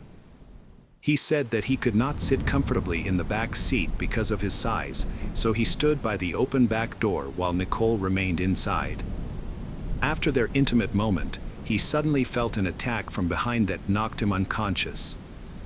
When he regained consciousness, he was lying on the ground and saw Douglas nearby, pointing a gun at him. There was a lot of blood around, and George said he was not sure if Nicole was still alive at that time. When Douglas arrived at the farm, he was armed and carried Nicole's body into the tall grass. He later described a sudden confrontation with Douglas. George used force to push Douglas to the ground. He then said he was able to get away from Douglas and return to his car. George then fled the scene and threw Nicole's belongings out of the car window. The next day, George went fishing with friends, including a photo taken on May 21st. Notably, he did not report the incident to the police or tell his friends what happened that night. The prosecutor argued that George's testimony was highly suspect. Nicole would not have willingly agreed to satisfy a man she barely knew, especially by exposing her buttocks out of the car window at her own home. The prosecutor argued that George intended to have sex with Nicole in his car, but she refused. When she tried to leave the car, George became angry. He grabbed a phone charger and used it to strangle her, then stripped her down to her socks. He then dumped her body in clothes and went home, hoping to avoid being caught. The prosecutor argued that George's story was full of contradictions. After the attack, dumping of the body, and escape, George went fishing with friends the next day and seemed to be having a good time. Additionally, the prosecutor showed the court Nicole's dirty clothes. If George's testimony was correct, her clothes would have been clean, since George had said she had taken them off in his car. However, in reality, Nicole's clothes were covered in blood and dirt, indicating that she had resisted while wearing them on the ground. Throughout the trial, 2 women were present, closely watching George and listening to everything he said. These women were identified as the sister and fiancée of Joey White, who died in 1997. The suspect in White's death was George Birch, White's neighbor. Although George was acquitted and released at the time, White's fiancée and sister continued to believe that he was responsible for the death of their loved one. After 19 days of testimony and jury deliberations, the judge announced his verdict. George Birch was found guilty of attempted murder. Although the judge believed George deserved the death penalty, state law mandated a sentence of life in prison without the possibility of parole. Douglas was relieved, as he had been worried about facing new charges in Nicole's death. Without the evidence from the fitness bracelet, he would still have faced prison time. George Birch was sentenced to life in prison, ensuring that he would never hurt anyone again. Nicole's children are now being raised by their biological fathers. Welcome back, detectives. Let's dive into another horrible case. The case of Mikhail Bush. Mikhail Bush was born on February 13, 1997, in Alberta, Canada. She is the eldest of two daughters. She attended a local high school, where she met Cody McConnell. They began their relationship in the summer of 2014. Later their relationship blossomed and they decided to start a family together. After graduating, Mikhail worked at a public organization that supported people with disabilities by finding nurses and meeting their needs. There, she realized her passion for helping people. At work, she learned the basics of healthcare and decided to pursue a career in nursing. To achieve this, she needed formal training, so Mikhail enrolled at Northwest College in Edmonton. She devoted all her free time to studying, determined to become a skilled professional. Working in the medical field in Canada is respected and well paid. This meant that pursuing a major that she loved would allow her to support their small family. Her relationship with Cody grew stronger, and he supported her in her studies. At that time, they lived together. In 2019, shortly after graduating, she found out she was pregnant. This was an important and anticipated event for the young couple, and they were very excited. Everything went as well as could be. Their dream of expanding their family became a reality. Soon after, the young couple got married and began preparing for their future child. On April 17, 2020, they welcomed a son named Noah McConnell. After his birth, Mikhail and Cody devoted themselves to taking care of their child and supported each other wholeheartedly. At this time, Mikhail and Cody lived happily together. Noah was a very cute child. He rarely cried, and when he did, it usually stopped very quickly. However, a few months later, Cody had difficulty working and was easily tired, so his wife Mikhail advised him to go to the hospital. After the examination, Cody was diagnosed with multiple sclerosis. Because of this, he lost his job. Cody was on sick leave for a long time, but during this time, they always supported and understood each other. The couple tried their best to maintain their happiness. After a while, Cody was able to return to his job.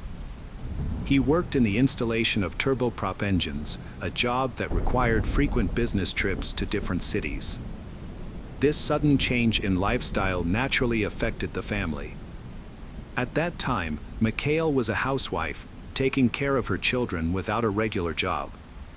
In order to avoid being apart for a long time, they decided to buy a mobile home.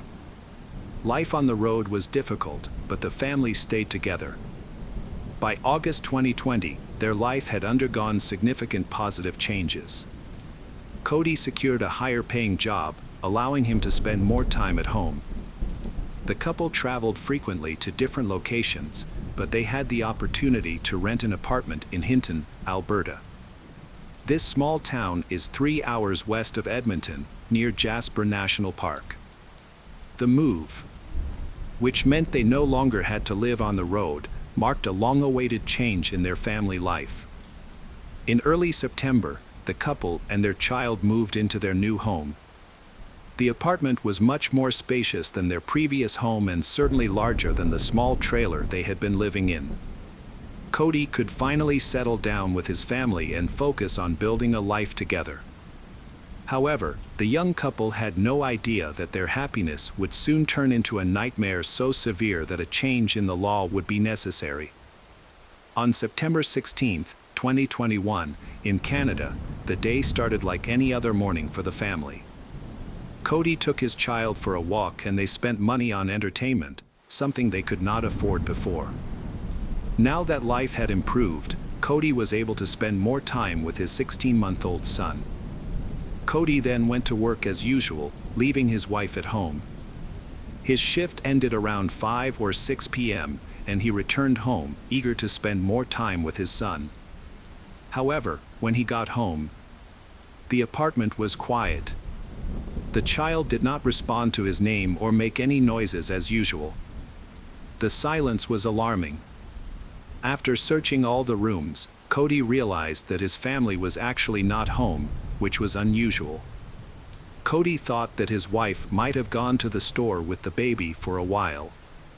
But upon closer inspection, he realized that was unlikely, as the stroller was still in the apartment, neatly folded and untouched.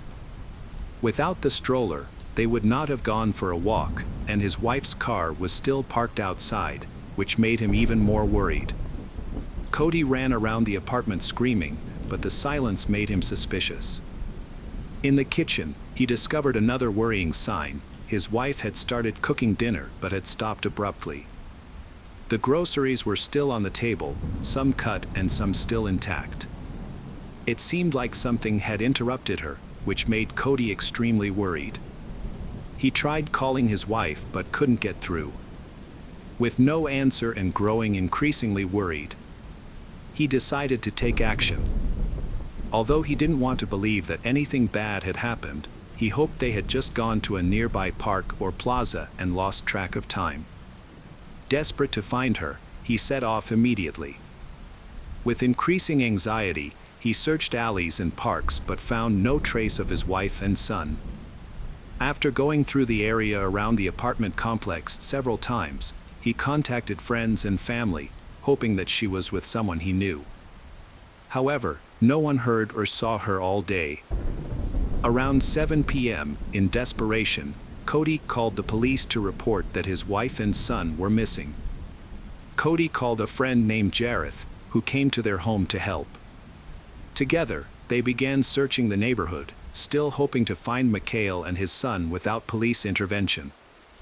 They checked the apartment again and walked around the entire apartment complex several times. Unable to calm down, they began going from apartment to apartment, knocking on doors and asking neighbors if they had seen or heard anything. When the police arrived, Cody and Jareth were still searching. The police had to calm them down. Since Cody and Jareth were not professionals, their search could disrupt or destroy important evidence. Therefore, the police instructed them to stop their search efforts. The police thoroughly searched the apartment, the surrounding residential area, and nearby squares and parks, but like Cody, they were unable to find anything. Cody's next-door neighbor, Robert, told the police that he had witnessed an unknown man running out of Cody's apartment that day. Although he could not provide further details, the neighbor's account raised suspicions. Therefore, the police decided to consult with the apartment manager to gain access to surveillance camera footage. They wanted to determine when and why Mikhail and the child disappeared, whether she had run away or been kidnapped. There was speculation that a lover might have been involved, but Cody adamantly denied this. He said he had a happy family. Initially, police found no signs of forced entry, struggle, or blood in the family's apartment. Police also considered whether there had been a kidnapper. However, how could the perpetrator have entered without any signs of forced entry? It was probably someone Mikhail knew and trusted enough to open the door for. When police reviewed the surveillance footage, they found no evidence to support the neighbor's claim that a stranger had entered Mikhail's apartment. Instead of catching the mysterious stranger, the footage showed the neighbor taking a bag out of her apartment and throwing it in the apartment complex's trash bin. Mikhail and her son were not seen in the surveillance footage, raising suspicions about the neighbor's involvement in the disappearance. Meanwhile, Cody and Jareth anxiously waited for news near home, eventually staying at another neighbor's apartment. Cody was expecting his wife and child to return. At 2 a.m., at the apartment where Cody was staying, the police knocked on the door. However, they did not have good news for Cody. Instead, they asked him to move to a hotel while the investigation was ongoing. The police stated that waiting was useless. They needed to take a closer look at the apartment and the area around the house. In fact, the police did not come by accident. They did not want to tell Cody that his child had been found dead, because they had to confirm the prime suspect. The next morning, Cody, who had not slept all night, went to the police station for questioning after leaving his home. The police asked him the usual questions to piece together the events of the previous day. However, many of the questions left him confused, leading him to suspect that something was wrong. The police then revealed that Noah's body was found in a trash can inside the residence. Noah had been strangled, with a man's sock in her mouth and a plastic bag over her head. Some of Mikhail's belongings were found, but her body was not found. Chance for his wife and children to return home safely was gone. Receiving news from the police, he was horrified and in pain when his child died tragically. During the night, Cody was asked to leave the apartment because the police did not want to draw attention to the arrest of the neighbor who lived next door. The police, skeptical of the neighbor Robert's story, visited him again and asked to check his apartment, where the police found a body in the bathroom. She was small and lying face down, but the worst part was that her entire body had been cut into pieces. Experts found evidence of sexual violence committed after her death. The Mikhails had only moved into the complex a few weeks ago. They had barely had time to see some of the neighbors. With Robert, they had hardly ever seen him. Cody thought they had a quiet, unassuming neighbor who didn't want to draw attention to himself. Robert kept his distance from everyone. Now, it was clear that the most dangerous guy was living among them, but no one knew about it. What the neighbors didn't know was that Robert Maid had been arrested on suspicion of murder and child abuse. During a background check, police discovered that Robert had a criminal record with 24 convictions, including 2 for sexual violence. He was first charged with a felony for assaulting a girl in the early 2000s. It is unclear whether he ever served any prison time for this crime. Then, in 2012, Robert was charged with a brutal sex crime. He posed as a nanny to gain the trust of a couple and, when he picked up their child, raped the child instead of going for a walk in the park. He is suspected of being involved in other similar incidents. Robert was arrested and convicted for this crime, but only served 3 years. While in prison, he attended a special rehabilitation program for sex offenders, received psychological support, and attended church regularly. Robert was released from prison after psychiatrists deemed him ready to re-enter society. However, this assessment proved to be incorrect.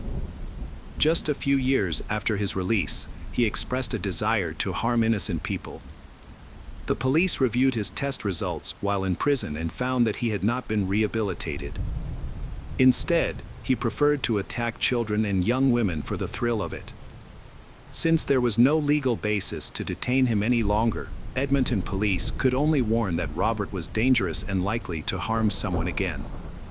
This man was clearly a threat to women, and especially young children. In order to protect society from potential rapists, many restrictions were placed on him. Specifically, he was prohibited from being near children and women, and could not live near schools or parks. Robert was also subject to a curfew and could only leave Edmonton with official permission from his supervising police officer.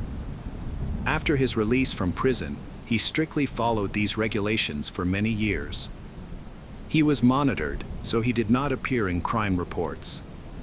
However, over time it became clear that he had been waiting for an opportunity to commit a crime.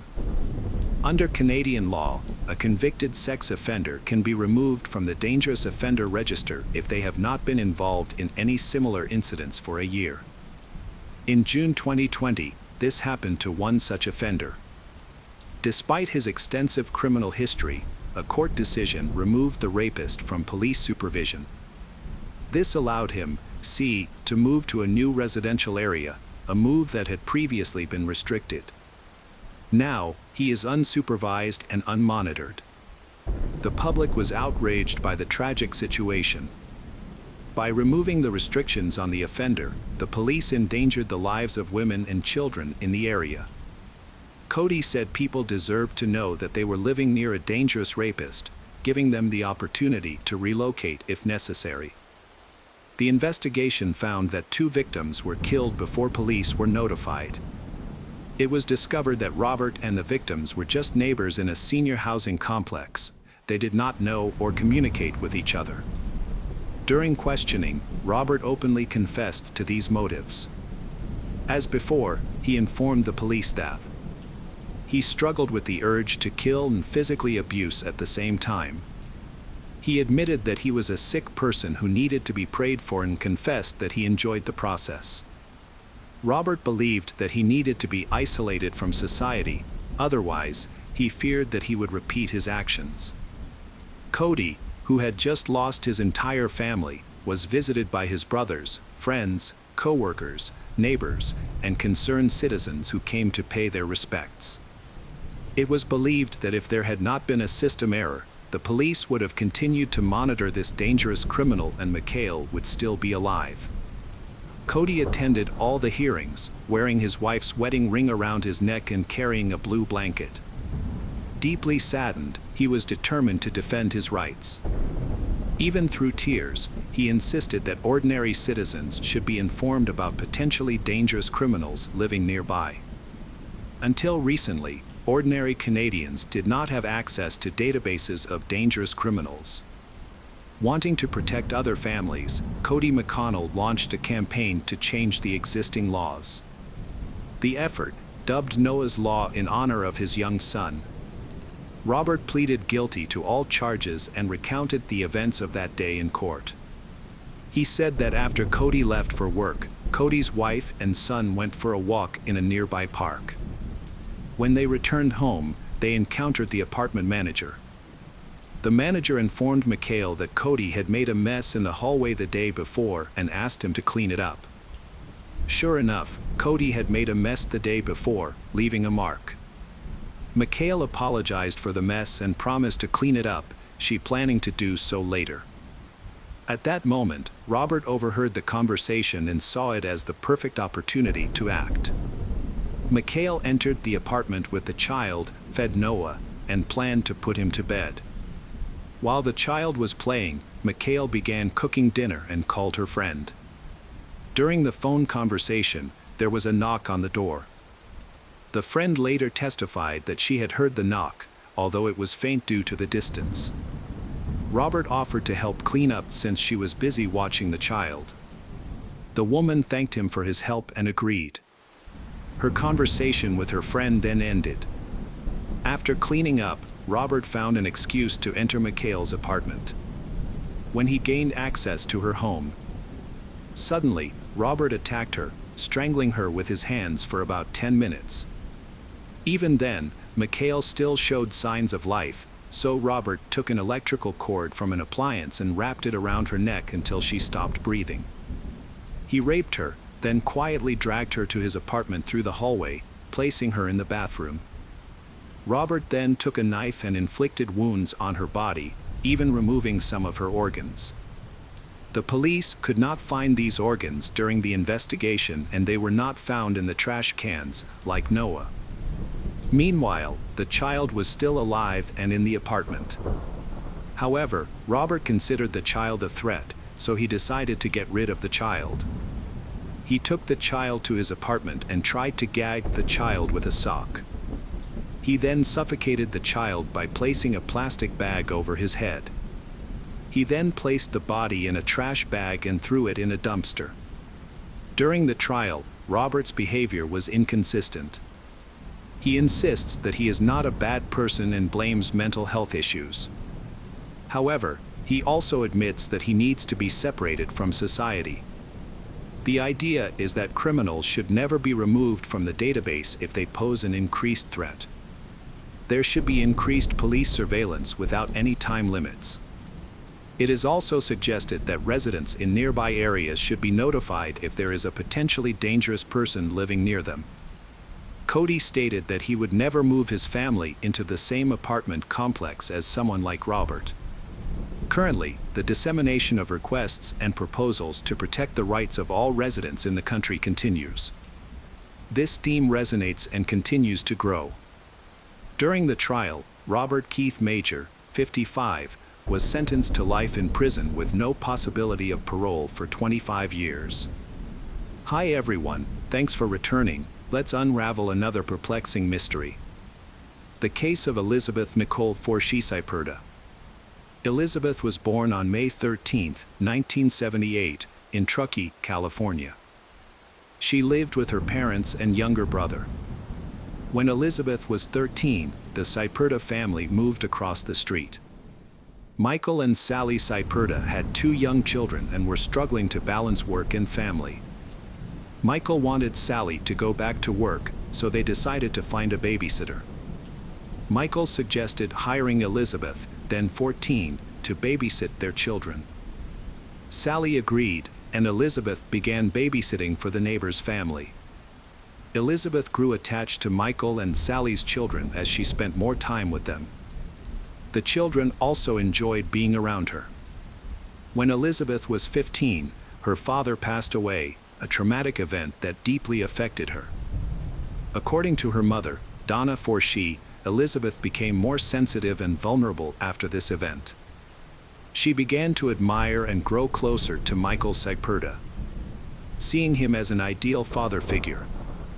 Elizabeth believes that Michael loves his children unconditionally and supports their interests. Elizabeth used to babysit Michael and Sally's children during the day. However, she started staying at their house until late at night. This continued for about 2 years. One day, Michael decided to move to Iowa with his family to be closer to his relatives.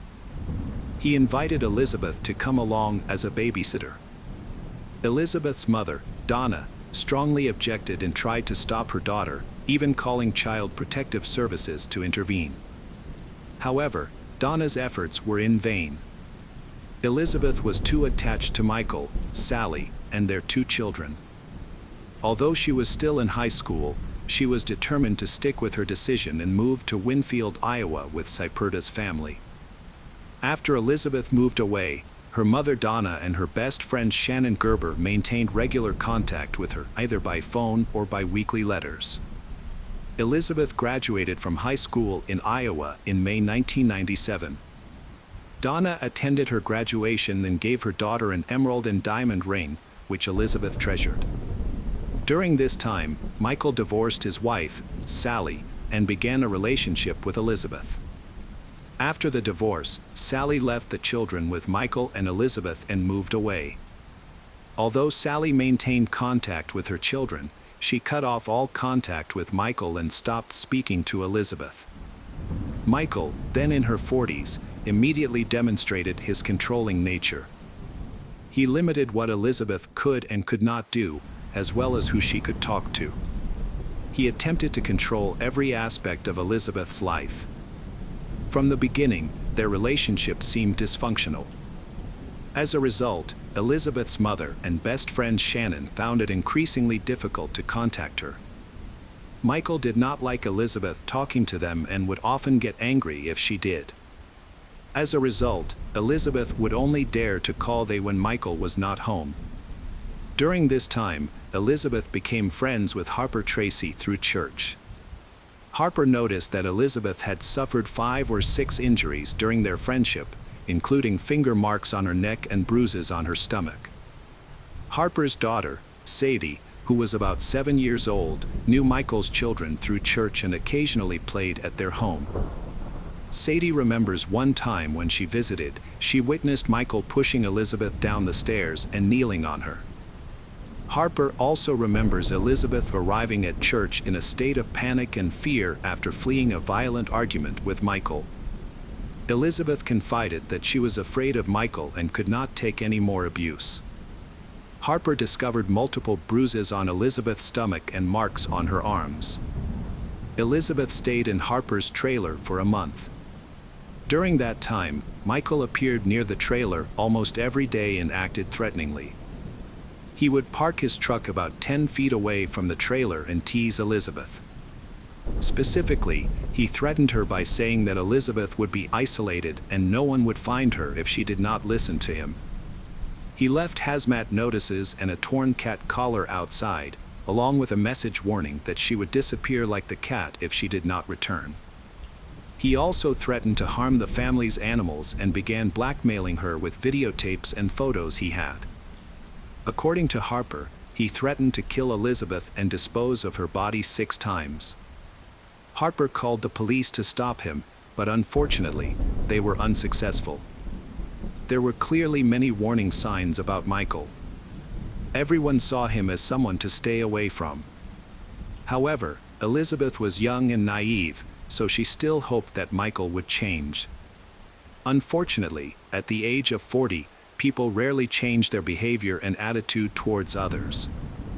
After a long time of pressure from Michael, eventually, Elizabeth decided to leave Harper's trail to live with Michael. They married in January 1998 in Mount Pleasant. Despite her attempts to prevent the marriage, Harper attended their wedding. Afterwards, Michael took the initiative to cut off all contact between Harper and Elizabeth. At Michael's request, Elizabeth finally told Harper not to come to their house anymore. Harper was not the only one concerned about Elizabeth and Michael's marriage. Elizabeth's mother, Donna, also disapproved of the relationship and refused to come to Iowa for her daughter's wedding. However, in June 2000, Elizabeth went to California to attend her younger brother's high school graduation. Although Michael stayed in Iowa, he continued to keep an eye on Elizabeth. During the 3 days Elizabeth stayed with her mother, Michael called her repeatedly. He was concerned that Donna was trying to influence Elizabeth not to return to Iowa. After each call, Elizabeth felt sad and confused. She considered leaving her husband but was not sure. To reassure Michael, Elizabeth moved out of her mother's house and moved in with Shannon Gerber, her childhood friend. Shannon had kept in touch with Elizabeth since Elizabeth moved to Iowa. They tried to talk every month, often calling when Michael was not home. However, Elizabeth's move to live with her friend did not lessen Michael's anger. Instead, he began harassing Shannon by calling her repeatedly. Most of the calls were threatening. Shannon recalled Michael threatening Elizabeth. He screamed at her and said he would kill her if she did not come home. Michael also threatened to kill Elizabeth's mother, younger brother, Shannon, and her young son. He called her constantly, day and night, sometimes dozens of times an hour. Finally, Shannon's husband couldn't take it anymore and turned off the phone. This clearly made Michael even angrier. Shannon begged Elizabeth not to return to Iowa. "I didn't want her to go because I was afraid I would never see her again," Shannon confided. She deliberately took a detour to the airport, hoping Elizabeth would miss her flight. However, the flight was delayed and Elizabeth was still able to catch it. After returning to Mount Pleasant, Iowa, Elizabeth began working at Experian. There, she met Sarah Thomas, a coworker who quickly became her best friend. Because Sarah lived near the Sipura family home, she often took Elizabeth home after work. During these trips, they talked a lot and Elizabeth gradually trusted Sarah. She shared with Sarah about her difficult relationship with her husband, Michael, and even showed Sarah the bruises on her body that Michael had caused. Elizabeth and Sarah became very close to each other, close enough to cause problems. One day, while Michael was away, his 2 children peered through the bedroom keyhole and saw Sarah and Elizabeth getting intimate. When Elizabeth discovered that the children had witnessed the scene, she hastily packed up and moved in with Sarah. When Sarah's girlfriend, Terry, went outside to walk the dog, Michael came over and asked her to call Sarah's work phone and ask Elizabeth to return home. He had a bottle of alcohol in his hand, and his children were following him and crying. Michael explained that his wife had left him, she was not answering his calls, and he did not know what to do. When Elizabeth and Sarah entered the apartment, they saw Michael and Terry waiting for them. Frightened, Elizabeth and Sarah left. Michael shouted at Terry to follow him. They got into the car and gave chase. The two couples met face to face in a nearby parking lot. Terry started fighting with Sarah because she felt betrayed. Elizabeth was sitting in the car at the time and was afraid to get out. Cursing, screaming, and threatening, Michael approached Elizabeth and dragged her out through the window of the car.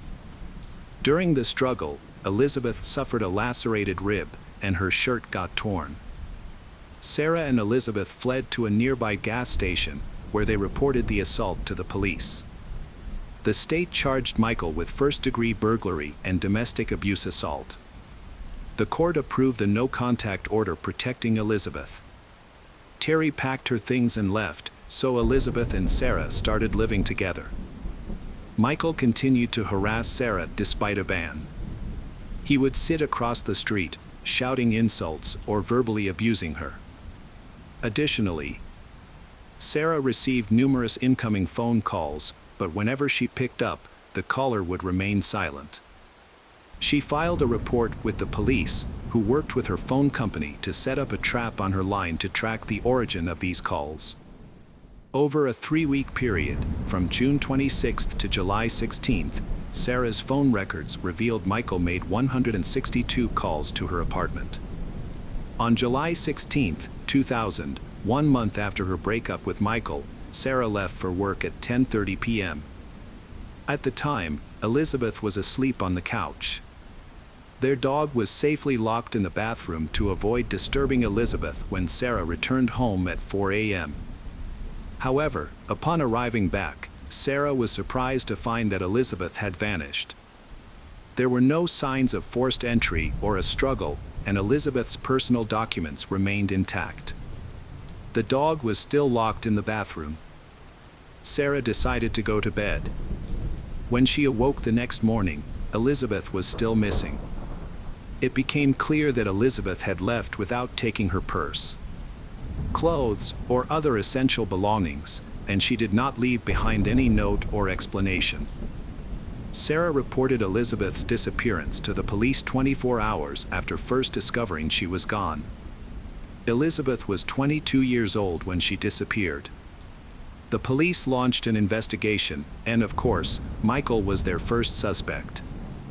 On July 16th, the day Elizabeth disappeared, Michael started phoning the apartment around 3 p.m., logging more than a dozen calls through the evening.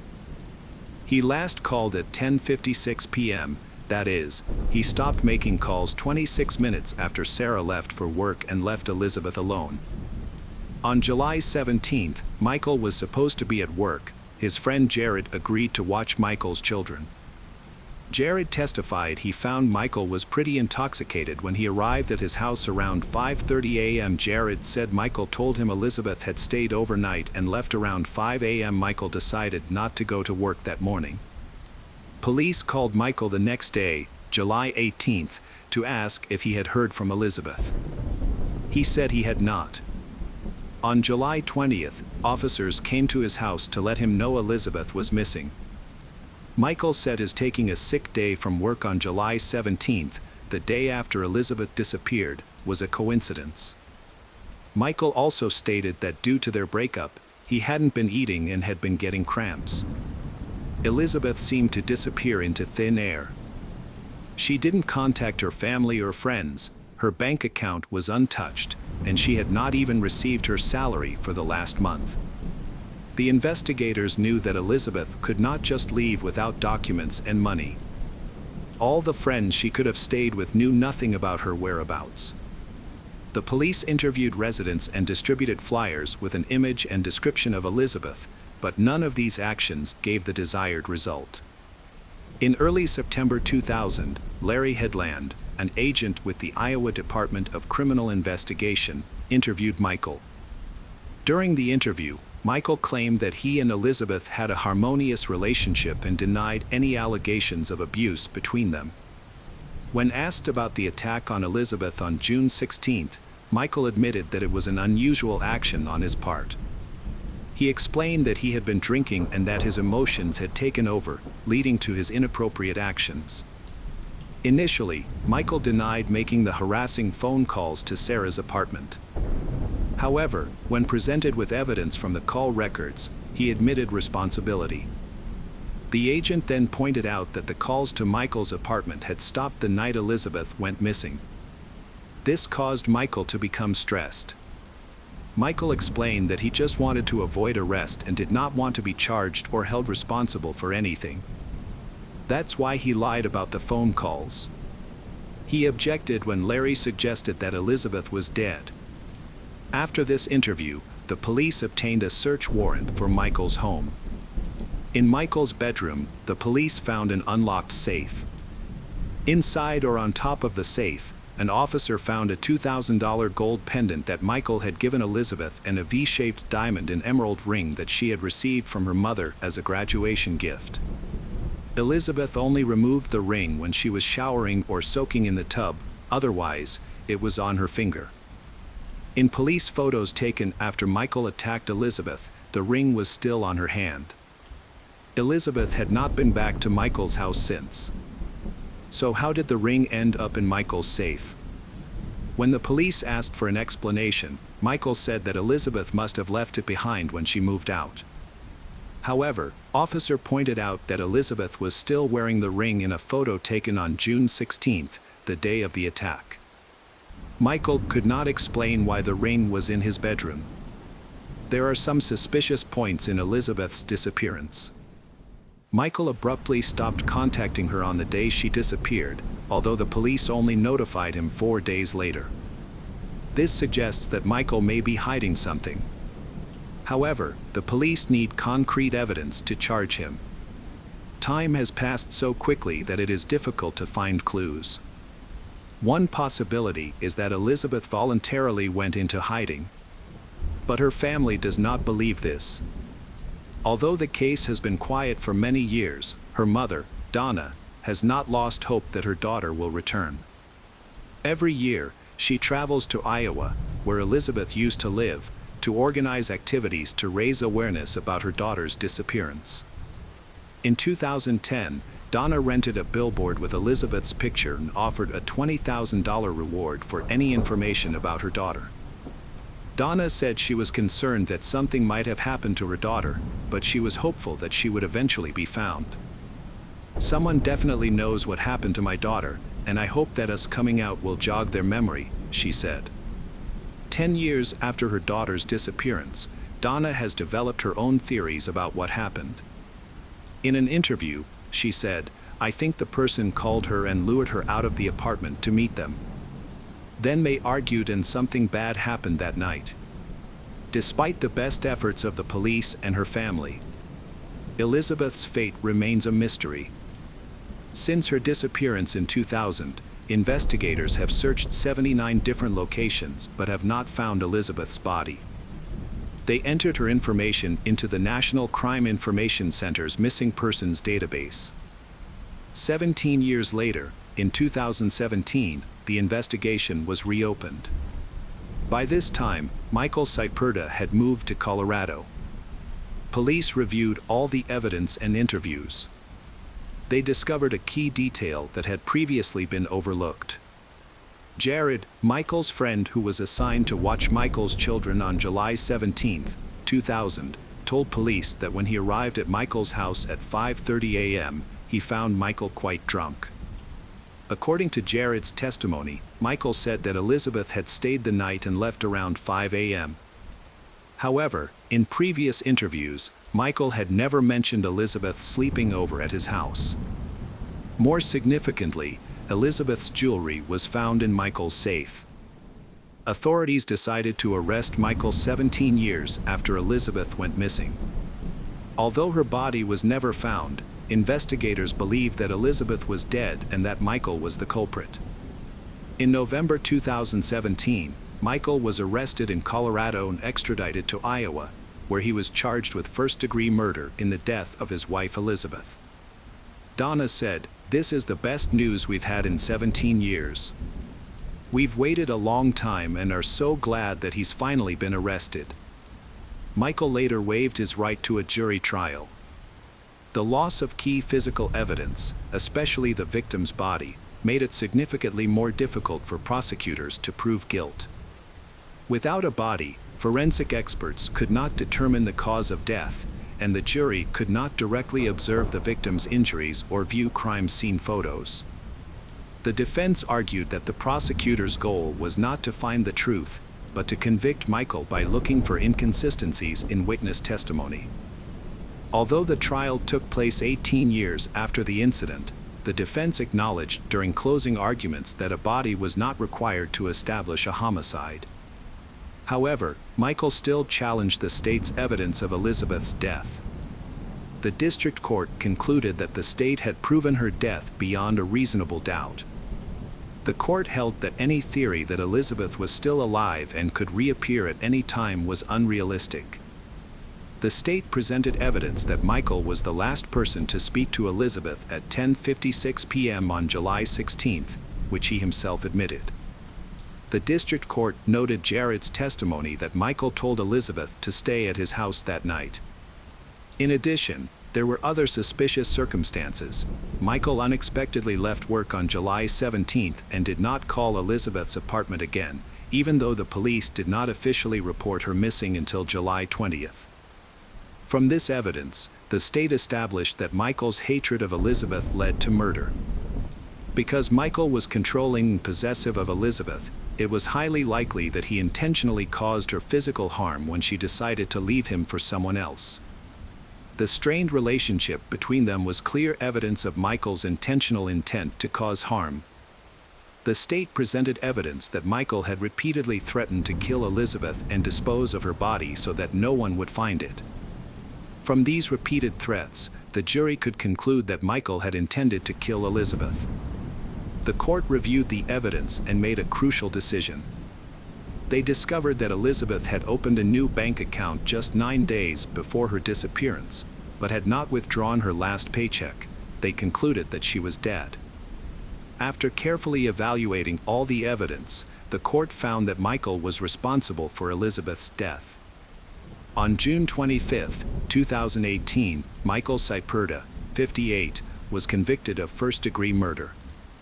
On August 23, 2018, the court sentenced him to life in prison without parole and ordered him to pay $150,000 in restitution for Elizabeth's death.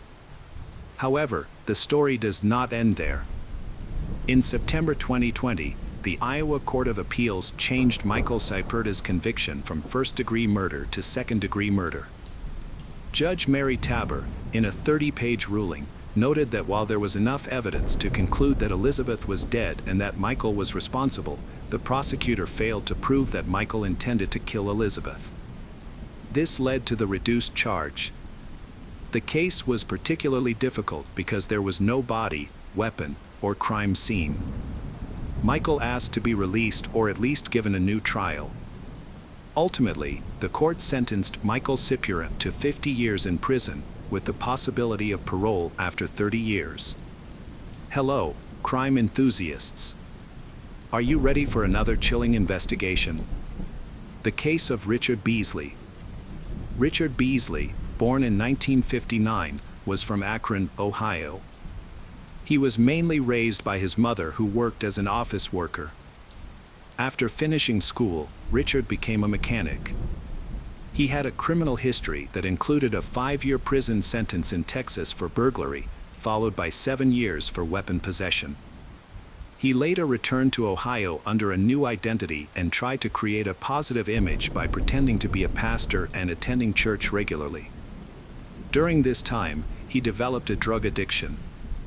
Eventually, after being involved in a car accident, he stopped working and lost his source of income. Richard met Brogan at church. Brogan was the son of someone Richard knew from the motorcycle network. Richard decided to mentor Brogan, discussing the value of education and the dangers of drugs. However, despite his moral conversations, Richard was actually living a double life. He had found an apartment near the road, where he sought search for girls in need, homeless people, and drug addicts for trafficking. The police eventually discovered his actions, forcing Richard to change his identity once more. As a result, He shifted his focus to exploit homeless and unemployed individuals, intending to steal their money and personal information. Noble County, located in southeastern Ohio, is a sparsely populated area characterized by vast, deserted forests. It was here that Scott Davis, a 48-year-old man, relocated from South Carolina after having worked in the state for about 15 years. To seeking better opportunities, Scott made the move to support his mother, who was facing financial difficulties. Scott came across a job posting on Craigslist that caught his attention. The job description read, "Simply care for a 688-acre property and raise cattle." The position pays $1,300 a week and have the opportunity to live a beautiful 2-bedroom mobile home. Although older and single individuals are preferred, but all qualified individuals will be considered. This is a short-term opportunity, so call now to apply. The benefits highlighted in the listing appealed to Scott, who was desperate for a job, and he decided to contact the employer early. After Scott heard back from Richard Beasley, the person who posted the job ad, he was quickly accepted for the position. They arranged to meet at Aeon's restaurant in Marietta. At the restaurant, Scott met Richard and his nephew, Brogan Raffi, who both appeared to be genuine farmers. Their trustworthy appearance made Scott feel at ease. Then, Richard conducted an initial interview and asked Scott to join him in the car to visit the job site. They drove to a remote forest area with no cell phone reception. Suddenly, Richard said to Brogan, who was driving, that "Can they stop here? He need to grab some equipment for the farm, near where they had shot the deer last time." After that, Richard and Scott got out of the car. Scott offered to help, and they began walking into the forest, with Richard following behind Scott. As they walked, Scott heard a clicking sound behind him, followed by some mumbling. When he turned around, he saw Richard pointing a gun at him.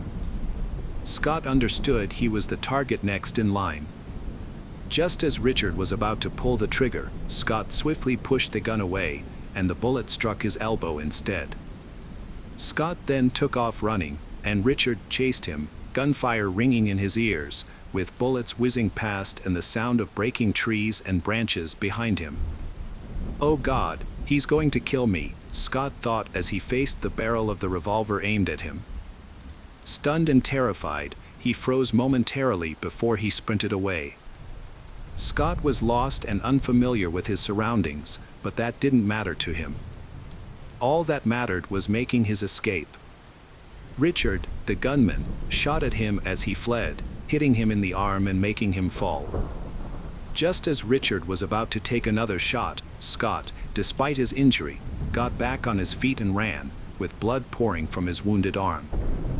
Hoping to escape the gunfire, Scott hurried to his right and slipped between two large trees. He started descending a small, slippery slope, almost losing his footing. It was autumn, and the ground was covered with a thick layer of leaves. As he slid down, he flailed his arms to keep his balance, unaware of the pain from his gunshot wound. He knew he couldn't afford to fall. If he did, his chances of survival would vanish. Then, he began to run once more. He heard the gunfire of the revolver right behind him for the second time. A bullet zipped past his head, just inches away, causing a rush of air. "Oh God, he's not going to let me live," he thought again. Scott took refuge in a thicket of brambles and underbrush, ignoring the thorns and hooks that tore at his skin, leaving a trail of blood behind him. His only focus was to escape the maniac with the gun, Richard. Another gunshot echoed, startling him and led him to run even faster. His heart raced, his ears buzzed from the noise, and he shook from the sweat that drenched him. When Scott finally broke free from the thick undergrowth, he paused briefly. He felt disoriented, unsure of his next steps. All around him was dense vegetation, trees, bushes, and bare branches, and the murderer was still pursuing him. He could hear the sounds of someone crashing through the brush he had just escaped, and he realized he couldn't afford to stop. He needed to continue running. His legs trembled with fear as he heard his attacker getting closer, followed by the sound of a gunshot. He realized he was nearing his end, and the thought filled him with dread. He sprinted faster, but stumbled and fell, sweat stinging his eyes and obscuring his vision. His head spun, and all he could hear was a deafening ringing in his ears. Then, he struggled to keep running. His heart raced as if it would explode from his chest, and he finally stopped. He spotted a small ditch surrounded by thick plants and scattered fallen branches. He quickly ducked behind a large tree, straining to listen for the gunman. Scott could sense the fear radiating from himself as he groaned softly. He noticed that his arm was bleeding heavily, yet he didn't feel any pain at that moment. As his heartbeat began to stabilize, his hearing returned to normal. He could hear dogs barking in the distance and crows cawing from nearby trees. He listened carefully, hoping to detect if anyone was following or searching for him, but the forest was unusually quiet.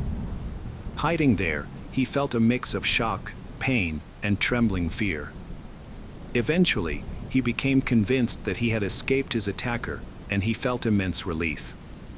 Even after he was certain the murderer was Leave, Scott needed 7 more hours to feel safe enough to seek help. When he found the chance to escape, he located a house and called the police. Noble County detectives arrived about 15 minutes later, and Scott told the officer everything, tell about Richard and the chase. Remarkably, he survived an 8-hour pursuit.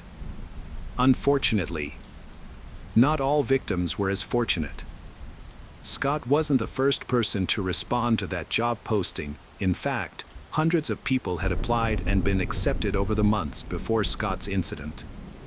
After Scott escaped a life-threatening situation and reported it to the police, they tried to access the CCTV footage from the diner where he had met Richard and Brogan. However, they faced a setback. A fire in the surveillance room the night before had damaged the recordings, making recovery difficult and time-consuming. Meanwhile, the media reported on a man who posted fake job ads on Craigslist to lure victims into the woods, where he killed them. The shocking story has garnered widespread attention of many. In August 2011, 56-year-old Ralph Geiger was experiencing a difficult period in his life. He was unemployed and living in a homeless shelter in Akron, Ohio. After losing his job, he faced significant challenges. Ralph had graduated high school in the 1970s and moved to California, where he worked with his father in an antique shop. He returned to Ohio in the late 1990s and successfully started his own business, where he was able to hire employees and make a living by renovating homes and taking on various jobs. However, when the economy entered a recession and the housing market declined, Ralph's business began to struggle. By the end of 2010, he could no longer afford his rent, leading to his move into a homeless shelter. He lost his apartment and faced many hardships. Ralph was a lifelong bachelor, which meant he didn't have to worry about supporting a wife and children. His close friend, Summer Rowley, who is 26 and considers him like a father, often mentioned this about him. They developed a strong bond after he hired her to help clean his house many years ago. Ralph was known for his willingness to assist friends. In the summer of 2011, he visited the library every day to search for job opportunities. By the end of July, he excitedly told Summer he had landed a great job managing a 600-acre livestock farm and taking care of the nearby houses. This job not only provided him with a free mobile home but also a salary of $300 a week. Summer was thrilled for Ralph, believing he truly deserved this new opportunity. Ralph was happy and saw the job as an opportunity to regain his independence. Ralph reached out to Summer on August 8, 2011, to inform her that he would begin his new job in Caldwell the following day. Summer wished him good luck and said him to stay in touch. However, as days went by without hearing from Ralph, Summer became increasingly concerned.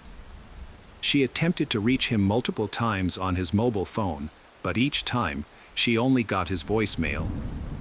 By October, she learned that Ralph's phone number had been disconnected. When she called the number again, someone else answered, indicating that Ralph's number had been reassigned. Despite her worries about Ralph, Summer chose not to report him missing, as she wasn't certain he was actually gone. Ralph had disappeared in the past, but always returned. A similar situation occurred just weeks before Scott's case, involving 51-year-old David Pauly, who have had a hard time in recent years. His divorce 2 years earlier had left him feeling unhappy and disillusioned. Starting over in his 50s was particularly challenging for him. After the divorce, David found comfort in using the computer and often browsed the web. One night in October 2011, he came across a Craigslist ad that piqued his interest. He discovered a job advertisement in the Help Wanted section for a farm caretaker position on a 688-acre farm located in rural Ohio. The job pays $1,300 a week and includes free use of a trailer on the property. Curious and excited about this opportunity, David, who lived in Norfolk, Virginia, thought that taking a break from the city would be a significant change. Rural Ohio, with its rivers, lakes, and wide open spaces, felt like a promising option for the change he desired. The fact that he would have a free place to stay would also help him save money. David decided to respond to the advertisement and soon received a reply. His twin sister, Deborah Bruce, frequently communicated with him. On October 22, 2011, she received a call from him while he was staying Red Roof Inn, Parkersburg, West Virginia, on his way to Ohio. David was very happy and excited as he shared the news about a job he found on Craigslist. He spoke about a farm in Noble County, Ohio, and his dreams of starting a new life there. His truck, filled with his belongings, was parked outside the motel. Deborah and David talked for a bit, with Deborah wishing her younger brother good luck and reminding him to stay in touch. David promised he would try, but he mentioned that there was no cell service at the farm. After they hung up, they had no idea it would be their last conversation. David's sister, unable to reach him for some time, saw news reports and contacted the police. They quickly realized that David was yet another victim of a man named Richard. The police searched the forest where Richard had tried to murder Scott. After searching for 2 days, they found a baseball cap that Scott had dropped while running, and nearby, they discovered a grave that had been dug in advance for Scott. A K-9 unit was called in, and soon after, they noticed something unusual. They uncovered another body buried in the damp soil, which had been shot in the back of the head. This body was identified as David Pauly. A few days later, authorities discovered another grave containing an unidentified body. The sheriff's office in Noble County requested assistance from the FBI to track down the person who had posted a job advertisement related to the case. They needed the FBI to trace the poster using the IP address and the details of the advertisement. It became apparent that the advertiser was searching for a particular individual, someone who could vanish without attracting much attention or concern. During the interview, Richard would not hire applicants mentioned they were married or had combat or martial arts skills. He was specifically seeking older men for the position. Additionally, he completely ignored responses from women who applied. The candidates who met his criteria were Ralph Geiger, David Pauly, and Scott Davis. Another suitable applicant was Timothy Kern, who is 47 years old. Timothy Kern was a divorced father and living away from his 3 sons. To take a job in Ohio, he had to leave his children at home. He responded to a job advertisement on November 10th, just 2 days after an incident involving Scott Davis. On November 12th, Timothy visited his sons to say goodbye before moving to Ohio. After he left, there was no further communication from him, which triggered the start of an investigation into his disappearance. About 2 weeks later, the FBI found that the IP address of the person who posted the advertisement was linked to a house in Akron, Ohio, owned by a man named Joe. He claimed he had not posted any ads on Craigslist and did not know anyone named Richard, but he did mention that a man had rented a room in his house. The police obtained surveillance footage from a diner and recognized a man named Richard Beasley, who is a local from Noble. When Joe viewed the footage, he identified the man, but Richard had previously introduced himself as Ralph Geiger. Police had no idea they had found Ralph Geiger, Richard Beasley's first victim, buried in an unmarked grave. They also found Brogan Rafferty, Richard's accomplice and a high school student. Brogan was swiftly arrested and taken into custody. Brogan agreed to share all the details of Richard's actions and to testify in court in exchange for a lighter sentence. He was also present when Richard brought Ralph, the first victim, into the forest, where Richard later lured David and Scott. Brogan wrote a report of the incident and said that they led Ralph into the woods on a hot summer night. He recalled hearing a loud noise and then going back to the car to get a shovel. When he returned, Ralph was still there, and Richard had thrown Ralph's clothes into a trash bag along with some personal belongings. Brogan also described digging a hole that was waist-high and probably about 4 feet wide. They struggled to place Ralph's body in it and sprinkled lime over him as a baptismal ritual. After Richard stole Ralph Geiger's identity, he dyed his hair, changed his clothes, and trimmed his beard to resemble Ralph. He then found a job and took pleasure in his actions. Many victims arrived with most of their belongings in their cars, which Richard later sold. Scott Davis informed Richard that he would bring his Harley motorcycle to the interview, and Richard was excited about that. The last victim of Richard was Timothy Kern. At 47 years old, he faced similar job struggles as the other victims. While looking for a new job, he found a promising opportunity that required him to relocate. However, Timothy was reluctant to move away from his children.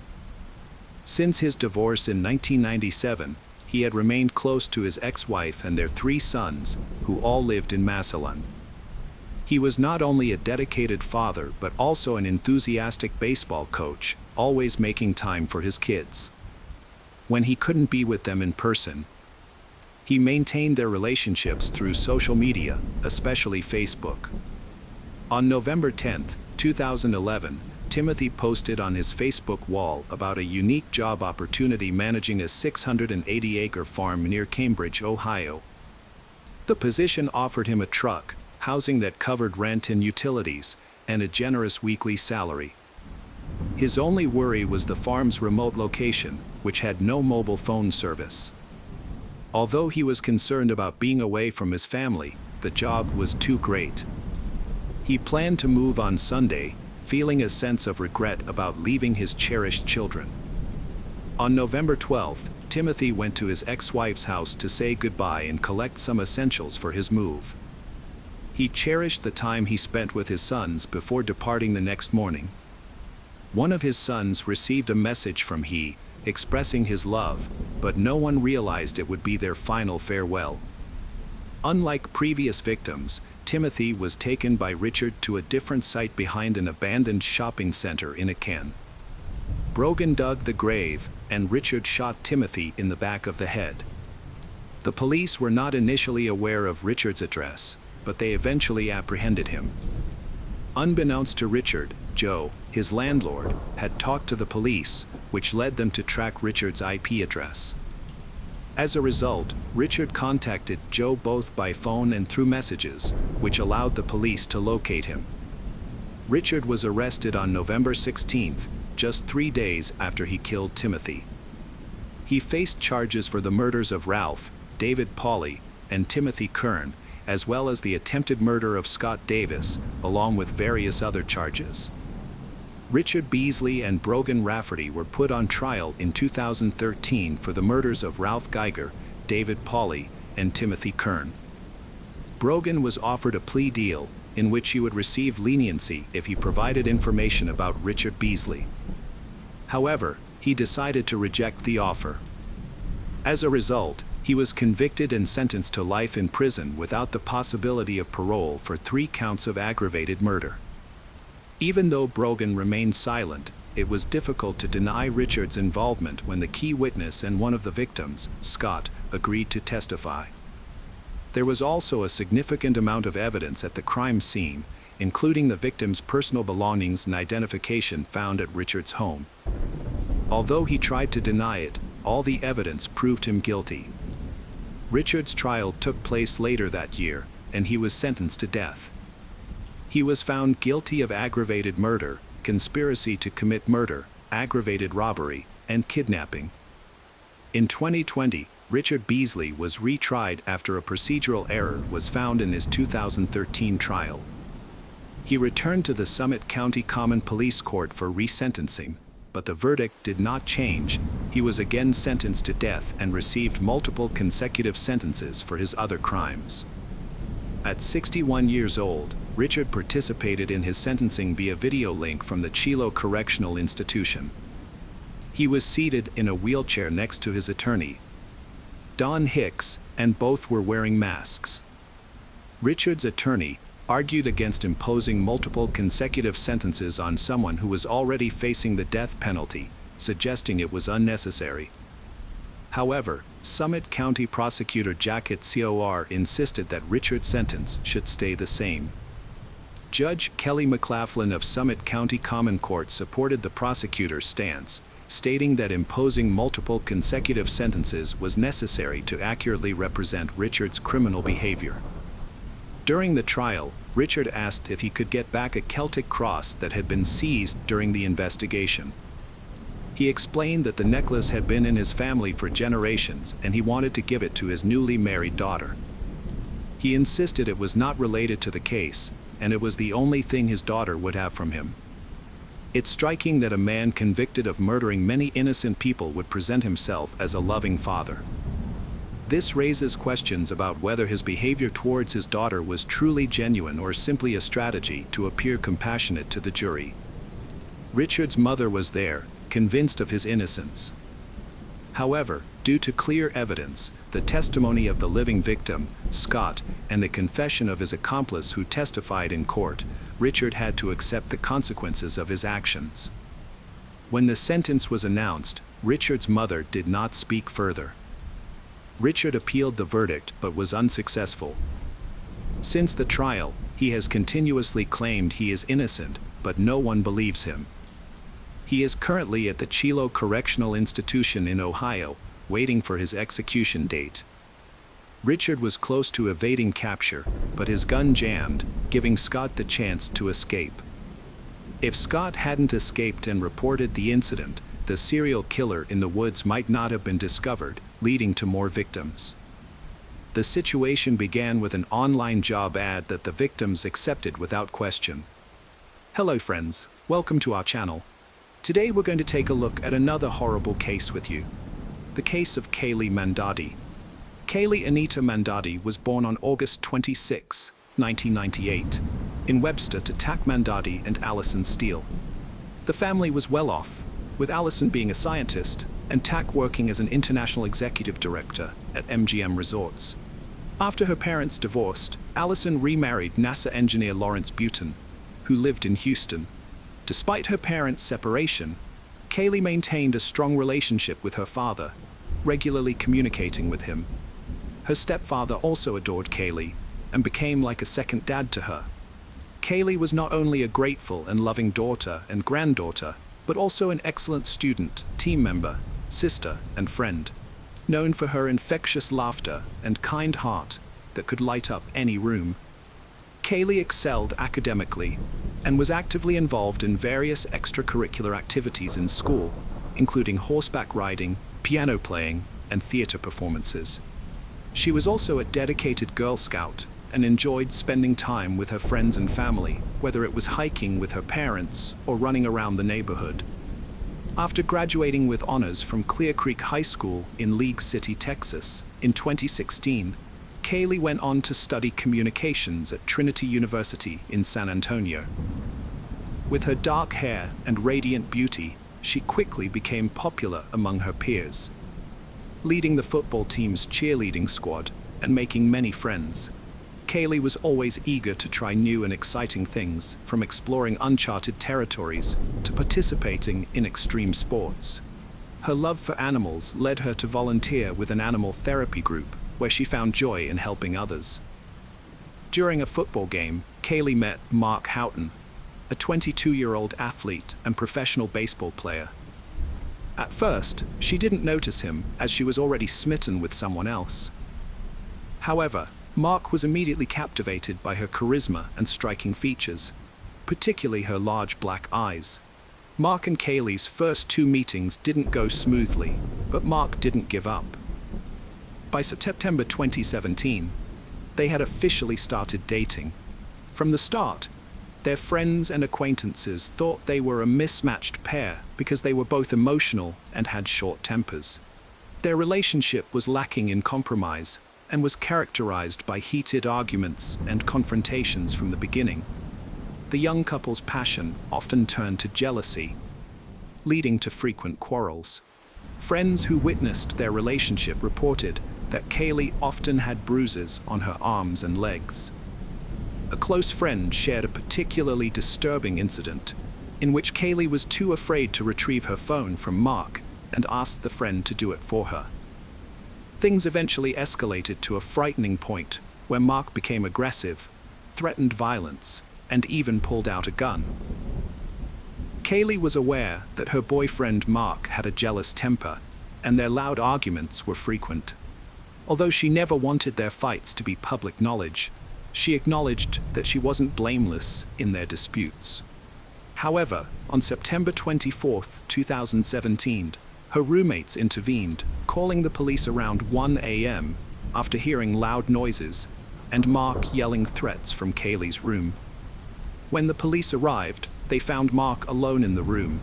Kaylee refused to press charges, downplaying the incident as just a lover's quarrel. Nevertheless, her friends suspected that Mark's anger issues were fueled by substance abuse and reported his violent threats, including an incident where he threatened to throw Kaylee off a balcony. Despite their tumultuous relationship, Mark and Kaylee had moments of deep love and affection. However, their bliss was short-lived, as their argument at the Malaluna Music Festival in San Antonio on October 29th, triggered by the unexpected appearance of Kaylee's ex-boyfriend, demonstrated. The fight was so intense that they left the festival early. Mark's black Mercedes arrived at a hospital 6 hours after their friends last saw them. He rushed out of the car, frantically waving and calling for help. In the front seat, medical staff found an unconscious, semi-nude girl. The car was in disarray, with Kaylee's clothes scattered around. She was slumped forward, resembling a lifeless doll. The medical staff rushed Kaylee to the emergency room on a stretcher. Mark told them they had taken illegal substances before attending the festival, which helped doctors treat her for a possible overdose. She was later transferred to a medical facility in Kyle, Texas, where a nurse specializing in intimate assault cases examined her and found additional bruises on her arms, legs, and ear. The autopsy revealed that Kaylee died from blunt force trauma to her face and head, indicating she was a victim of a deadly attack. The police then launched an investigation to find her killer. Mark became the main suspect since he was the last person seen with Kaylee that night. Although there was no concrete evidence linking him to the crime, Mark's behavior during police interviews raised suspicions. He changed his story multiple times, contradicting his initial account. Surveillance footage also showed him and Kaylee at locations he had previously denied being at.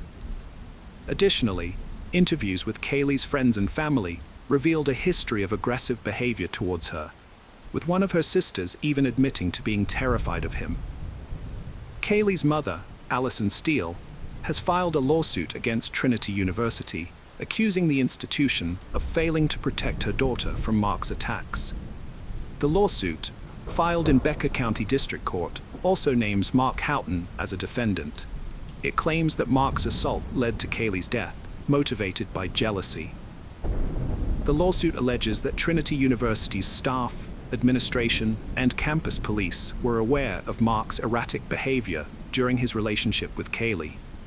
Despite this, the university took no action to protect Kaylee in the weeks leading up to her death, even though Mark had threatened to break her face or cause her serious harm. A Trinity University spokesperson declined to comment on the lawsuit's allegations, citing the ongoing legal process. Mark was banned from campus for a year due to an incident in his dorm room, but he repeatedly violated the ban. During investigations, it was discovered that Mark had a history of violent behavior towards his girlfriend, Kay, including threatening to harm her sisters and others. Her sisters reported that Mark had threatened to throw one sister off a balcony and shoot her ex-boyfriend's brothers. Mark had an arrest warrant issued against him, and he surrendered in February 2018. He faced multiple charges, including criminal acts, intimate violence, and abduction, but pleaded not guilty. The trial regarding Kaylee Mandadi's death began in December 2019. Prosecutors argued that Mark's volatile temper led him to fatally assault Kaylee in a fit of rage, causing her severe injuries. They claimed that Mark then waited 6 hours before taking her to the hospital. Mark's defense team suggested that Kaylee's death might have been caused by factors other than Mark's actions, such as the banned substances found in her system, which could have led to a spike in blood pressure or head trauma during intimate activity. Kaylee's mother described her daughter's injuries as extremely severe, comparable to those sustained from a fall from an airplane. The injuries covered her entire body, from her head to her toes, including bruises, red marks, and scratches. The only areas that were not injured were her back and the back of her legs. Dr. Susanna Dana, the forensic pathologist who performed Kaylee's autopsy, presented graphic evidence, including photographs of the victim's injuries. These images revealed a subdural hematoma, a type of bleeding in the brain typically associated with traumatic brain injury, on the right side of Kaylee's brain. Dr. Dana testified that Kaylee suffered severe cranial and facial injuries, including a dent in her skull and extensive bruising and trauma to her face. She also found bruises on Kaylee's eyelids, jaws, mouth, gums, lips, and cheeks, as well as hemorrhages in both eyes. Dr. William Anderson disagreed with Dr. Dana's conclusion, stating that the autopsy results were inconsistent with the idea that Kaylee was attacked. Instead, he believed that Kaylee's injuries were more likely caused by a fall and subsequent medical treatment. Defense attorney John Hunter argued that the prosecution lacked concrete evidence to explain what happened to Kaylee on the night in question, and that it was impossible to prove Mark's involvement. He highlighted Kaylee's history of drug use, including her prior treatment for substance dependence at a hospital. Jason Wallach, a professor, testified that Kaylee's blood contained a high level of MDMA, also known as ecstasy or Molly, on the evening of October 29, 2017. The concentration of MDMA in her blood suggested that she could have suffered a minor head injury, which could then be exacerbated by the drug into a life-threatening condition. John Hunter suggested that a drug can affect individuals differently, leading to varying physical reactions, such as increased body temperature or electrolyte imbalance, which can cause loss of consciousness. During the trial, Mark Houghton testified that he and Kaylee Mandadi had an argument and engaged in intimate relations in the car before she passed out. He claimed that their intimacy was consensual and involved rough sex, which included strangling her at her request. However, the origin of the bruises on Kaylee's body remained unclear. Kaylee's mother, Allison, was convinced that Mark Houghton was responsible for her daughter's death. Despite being charged with her murder, Mark Houghton maintained his innocence during the 2019 trial. The defense argued that Kaylee's injuries were caused by hospital staff during resuscitation efforts, which led to a mistrial due to the jury's inability to reach a verdict. The case was presided over by Judge Raymond Angeline in the 144th District Court. Following the mistrial, Bexar County District Attorney Joe Gonzalez expressed disappointment and announced that he would review the case. Kaylee's parents decided to conduct their own investigation, focusing on a small bruise near Kaylee's ear. They believed that Mark Houghton might have hit her head against the car window, causing the bruise. Kaylee's parents collected evidence, including autopsy reports and photos, and obtained 3 affidavits under oath. This led to Mark Houghton's arrest on charges of aggravated intimate assault and criminal mischief. The timeline of events presented in the investigation highlighted Mark Houghton's alleged lies and the evidence that led to his arrest. During the trial, prosecutors portrayed Mark Houghton as a manipulative and controlling boyfriend who constantly called Kaylee and took her phone away. 2 weeks before her death, Mark Houghton pushed Kaylee against a brick wall and trashed her dorm room. Kaylee then asked for space, and Mark Houghton began sending her dozens of messages, threatening to end his life. The couple attended a festival where they argued over Kaylee's ex-boyfriend. Mark Houghton then took Kaylee to a deserted parking lot, where they stayed for over an hour. Prosecutors suggested that it was there that Mark Houghton attacked and killed Kaylee. Kaylee's family thanked the Texas Rangers for their work in bringing criminal charges against Mark Houghton. The prosecution considered presenting a video recorded by Kaylee's parents, but ultimately withdrew it due to potential complications. Mark Houghton was convicted of aggravated assault, causing harm that led to the death of Kaylee Mandadi. He was sentenced to 20 years in prison with a $110,000 fine and restitution to Kaylee's family. He was also barred from contacting over 20 individuals involved in the case. Now over 30 years old, Mark is serving his sentence in Wilsey County Jail, eligible for parole in 2033. Although the conviction brought some closure to Kaylee's family, they felt the sentence was not enough for their loss. In the second trial, Mark faced additional charges, including aggravated assault and criminally negligent homicide.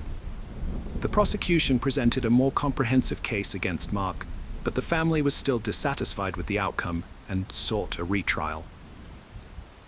Kaylee's tragic story highlights the devastating impact of violence on young people and her family's quest for justice.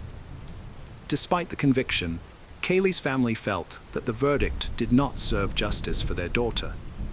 In 2019, Kaylee's mother, Allison Steele, successfully lobbied the Texas legislature to expand the missing persons alert system in Texas. She also founded the nonprofit organization Kaylee's Calling, aiming to consolidate missing persons alert systems.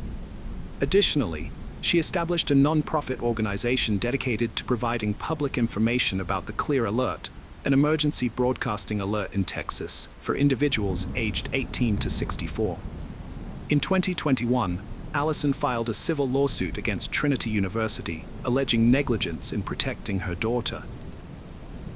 She claimed that none of Kaylee's guardians were informed that Mark Houghton had trashed her dorm room, giving him continuous access to her and making her vulnerable to manipulation. Despite being acquitted of the charge of ending a life, Mark was found guilty of aggravated assault, causing bodily harm.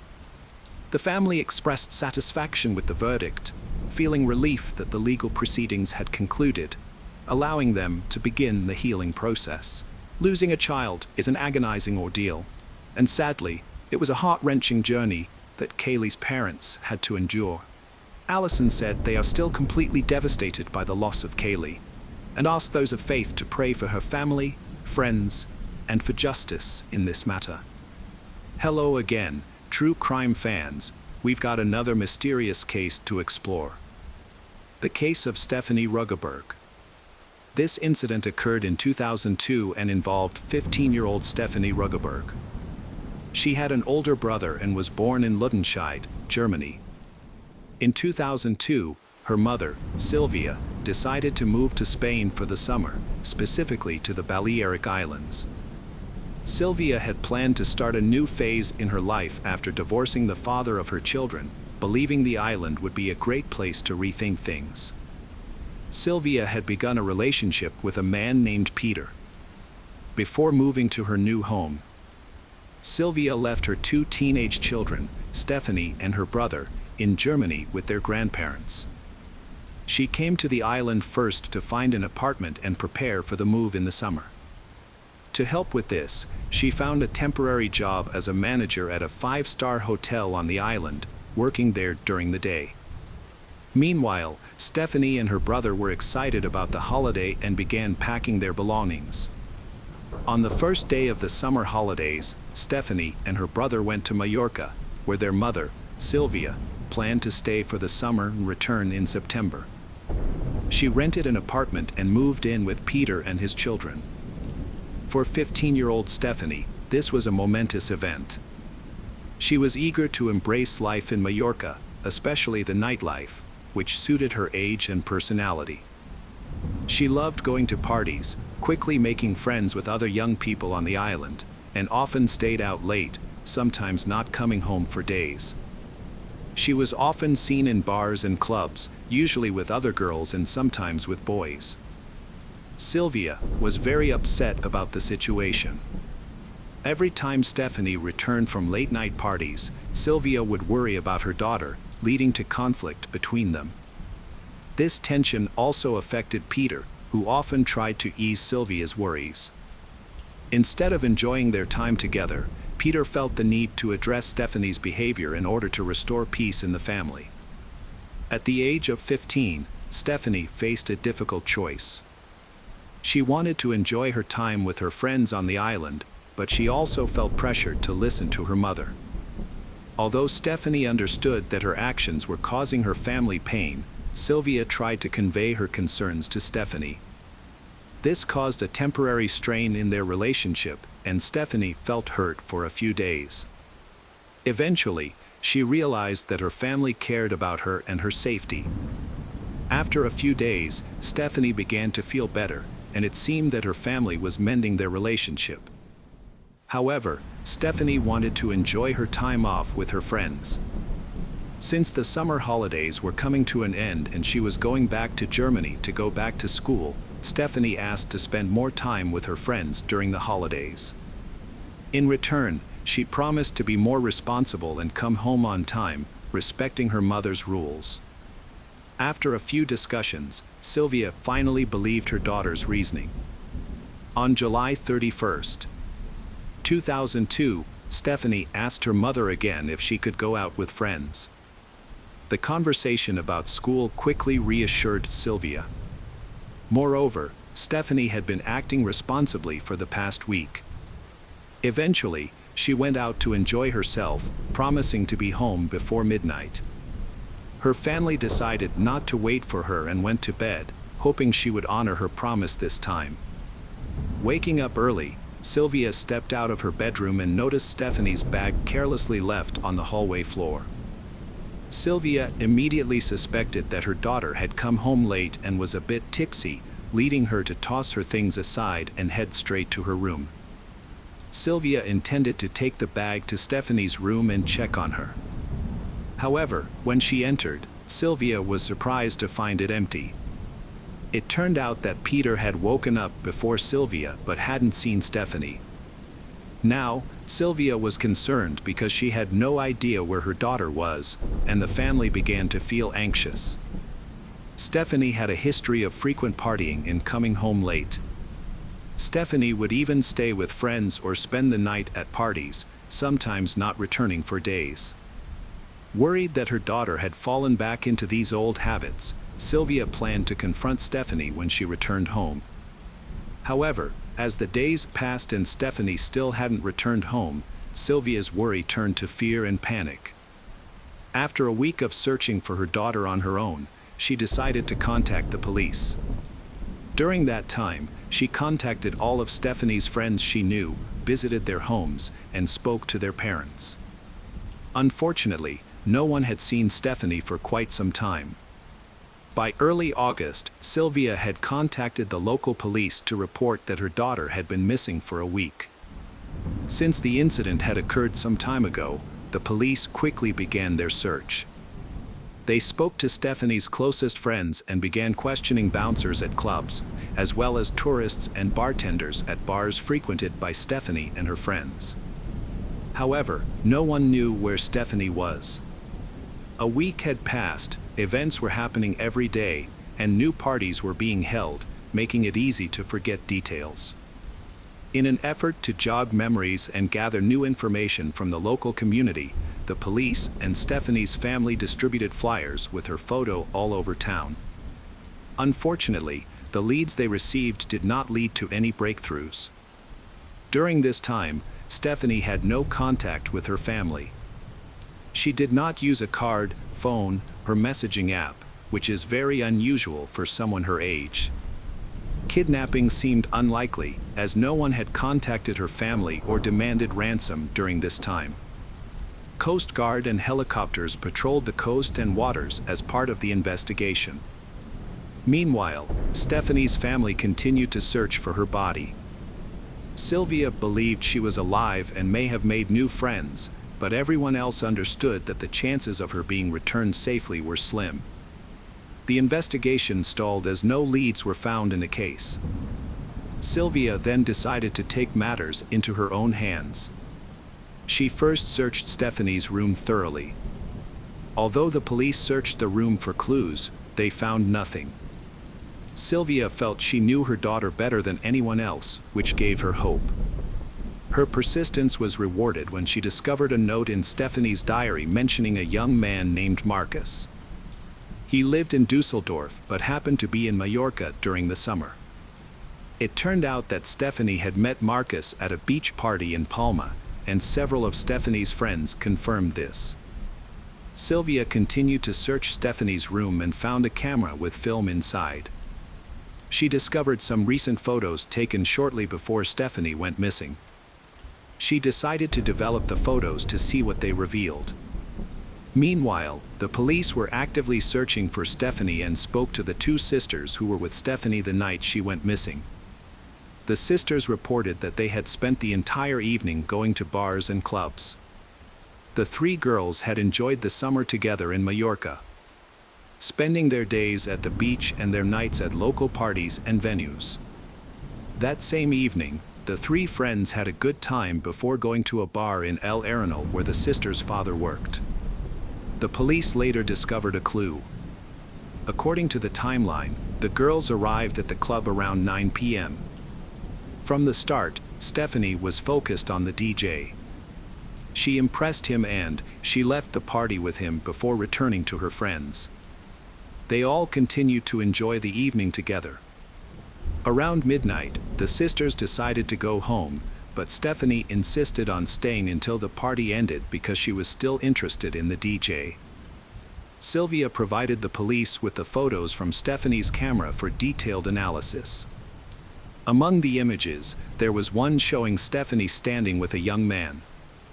The club staff helped the police quickly identify him as Marcus, a 19-year-old DJ who was familiar with Stephanie.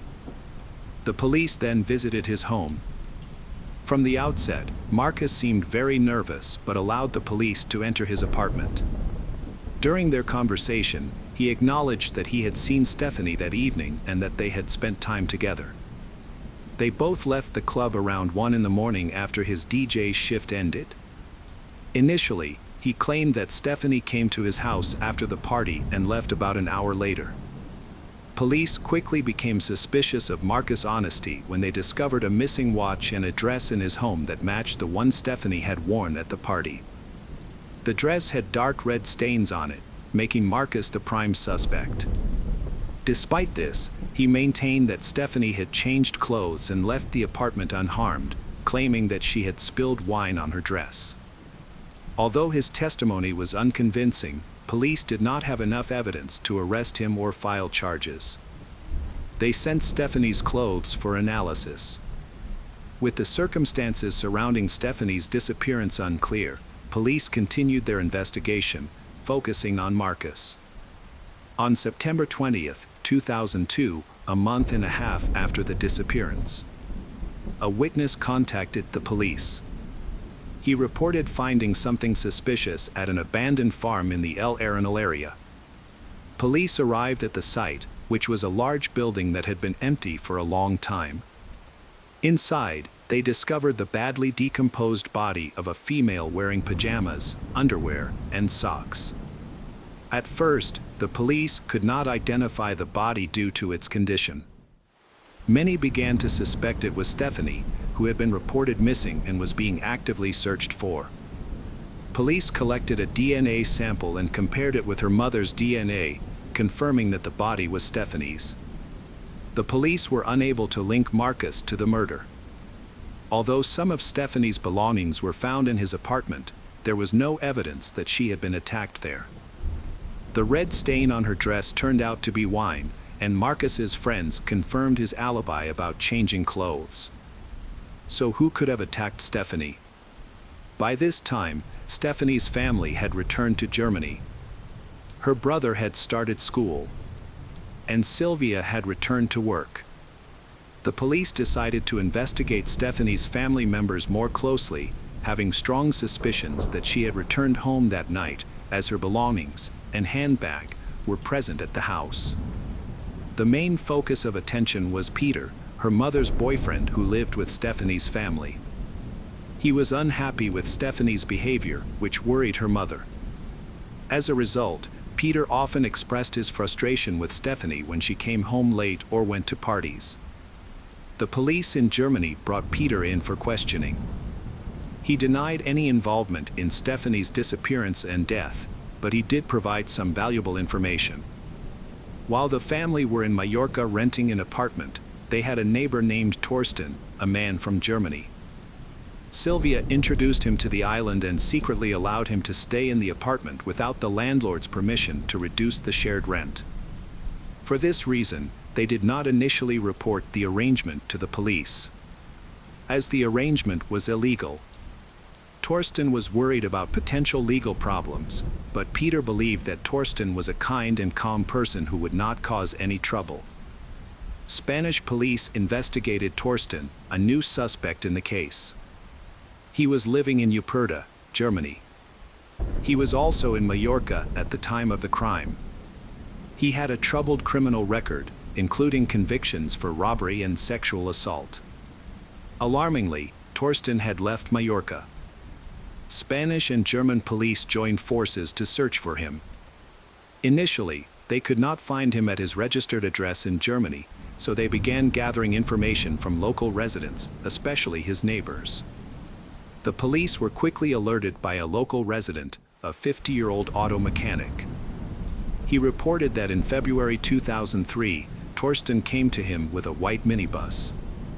Torsten requested the installation of an emergency light signaling system above the driver's cabin and asked to paint the vehicle in bright colors. He also wanted the windows tinted so that no one could see him inside, even in bright light. Additionally, he asked to remove the seat and create a large sleeping area, similar to a double bed. The mechanic found several aspects of Torsten's requests suspicious. First, he discovered a receipt for the minibus, which had been rented from a car rental service. This raised a red flag for the mechanic. Why would someone invest in modifying a vehicle that wasn't theirs? Second, he noticed a suspicious bag containing odd items. Strange balls, cable ties, several adult toys, and pills. However, the mechanic did not think much of it at the time. He realized that Torsten was planning to modify the car, and the items in the bag suggested disturbing sexual fantasies. The car was later discovered in a nearby town. Police tracked down Torsten, who was quickly arrested and charged with murder. He denied any involvement in the crime. Police discovered what was described as a sex kit bag in the converted car. The kit included items described by a mechanic as cable ties, various sex toys, women's underwear, anesthetics, sleeping pills, and explicit photographs of several girls. 2 bottles of chloroform with Spanish labels and a toy pistol were found, likely used to scare and trick victims into the car. Torsten had purchased chloroform from a drugstore, and a pharmacist confirmed this. When the police contacted the car rental company, it was discovered that the minibus had been reported stolen, which intensified the suspicion surrounding Torsten. Forensic tests on Stephanie's body revealed the presence of chloroform, which prosecutors considered significant evidence linking Torsten to the crime. At home, the Torsten used chloroform to incapacitate the Stephanie before assaulting her. Chloroform is a powerful sedative that can linger in the body after inhalation, but its effects don't last long if the person is alive. Experts believe that Stephanie died from inhaling too much chloroform, which led to poisoning. During the investigation, police discovered a bag containing suspicious items, as well as another woman's handbag in the car. Inside the handbag, they found documents that helped them identify the owner. She was an 18-year-old girl who fortunately survived her encounter with the Torsten. The victim explained that she had met Torsten by chance in the parking lot, exchanged a brief greeting, and then continued on her way. She later found herself waking up in an unfamiliar van. According to her statements, she did not suffer an overdose and survived the incident. Luckily, the girl was able to identify her attacker. The second victim also reported that she was not harmed. She escaped after regaining consciousness from chloroform. At that time, Torsten was absent from the vehicle, allowing her to flee through an unlocked back door and disappear. Torsten has been charged with the assault on this girl, but suspicions around him persisted after Stephanie's body was discovered on an abandoned farm. Forensic experts conducted thorough examinations of the remains and the site. They found evidence indicating that the killer had been in close proximity to the decomposing body for over a month. This was further supported by specially trained dogs that accurately detected Torsten's scent. Despite the overwhelming evidence, Torsten refused to admit his guilt. In order to get Torsten to talk, one of the police officers agreed to share a cell with him. While in the same cell, the officer quickly developed a rapport with Torsten and managed to get a recorded confession from him. Torsten admitted to killing Stephanie but claimed it was an accident. He explained that they met in her apartment after she returned from a party. He had been watching her for some time, waiting for the right moment to strike. That night, he felt the right moment had come. Stephanie was drunk and her family was asleep, so he decided to make his move. Torsten began to harass Stephanie, who tried to fight him off. This led to an argument between them. He did not go into details but claimed that Stephanie had attacked him first. In response, he pushed her, causing her to hit her head and lose consciousness. Surprisingly, he never mentioned the anesthetic found in her system. Torsten panicked and quickly moved Stephanie's body from the apartment to an abandoned farmhouse. He stayed with the body, worried about being discovered, until he finally decided to flee to Germany. His story seemed unbelievable because Stephanie had no head injuries, suggesting he had lied about how the death occurred. It was also strange that Stephanie's relatives did not immediately suspect the neighbor who had gone missing around the time of Stephanie's murder. For years after the murder, the prosecutor's office finally charged Torsten with assault resulting in death. The charge carries a 10-year prison sentence, and the prosecutor's office sought the maximum sentence. However, Torsten's attorney argued that his confession had been improperly obtained, meaning the recording could not be used to support the charges. The defense argued that Stephanie's body had been accidentally contaminated with chloroform after the autopsy. While this explanation seemed implausible, it was important to disprove it through further investigation. Ultimately, the accidental chloroform contamination theory was rejected. Forensic experts determined that the chloroform levels in Stephanie's blood were too high to be accidental. It was concluded that Torsten had intentionally poisoned Stephanie to prevent her from reporting her to the police. The prosecutor's office also asserted that Torsten's confession had been obtained legally, which was sufficient to file charges. The Torsten was diagnosed with an antisocial personality disorder and exhibited clear narcissistic traits. His lawyer asked for leniency, arguing that Torsten had a troubled childhood. His parents separated shortly after he was born, and he grew up in a challenging environment. He experienced several abusive stepfathers and was ultimately abandoned by his mother. Frequent moves and changes of schools made it difficult for him to form lasting relationships. Torsten had no close friends and described his relationships with others as non-existent. His mother occasionally reappeared in his life, only to vanish again. The lawyer explained that these experiences negatively impacted Torsten's early life. He had no understanding of kindness, love, or parental care, which contributed to his antisocial behavior. He frequently found himself in trouble and often acted as a bully, leading to constant conflicts. Following the initial hearings, Torsten received a 10-year prison sentence, the maximum allowed. Both Torsten and his lawyer disagreed with this ruling. The lawyer continued to fight for Torsten and succeeded in getting the case reviewed. The judge ruled that the confession obtained illegally would not be considered evidence. The jury found Torsten guilty of premeditated murder and added another year for concealing evidence. The prosecutor's office convincingly demonstrated that the killer had been waiting for his victim in her apartment. She had returned home, changed into her pajamas, and was getting ready for bed when he attacked her, raped her, and then killed her to cover up his crime. To hide the Stephanie's body, Torsten took her to a nearby farm. There, Torsten lived close to the body for over a month, constantly fearing that he would be discovered. During this period, he took part in all the search efforts, was present at almost every search operation, and provided significant support to the family of the Stephanie. All of this was intended to distract suspicion away from him. Until the criminal was finally caught, the family of the Stephanie had no idea that they had welcomed a man into their home who had escaped from prison in another country. He was wanted for multiple robberies and had also been accused of sexually assaulting another girl using chloroform. In prison, Torsten behaved well and even assisted the priest. He completed his sentence and was released after 11 years. Stephanie's family wanted a harsher punishment and were disappointed with the leniency of his sentence. The police in both Spain and Germany, who were involved in the joint investigation, shared their concerns.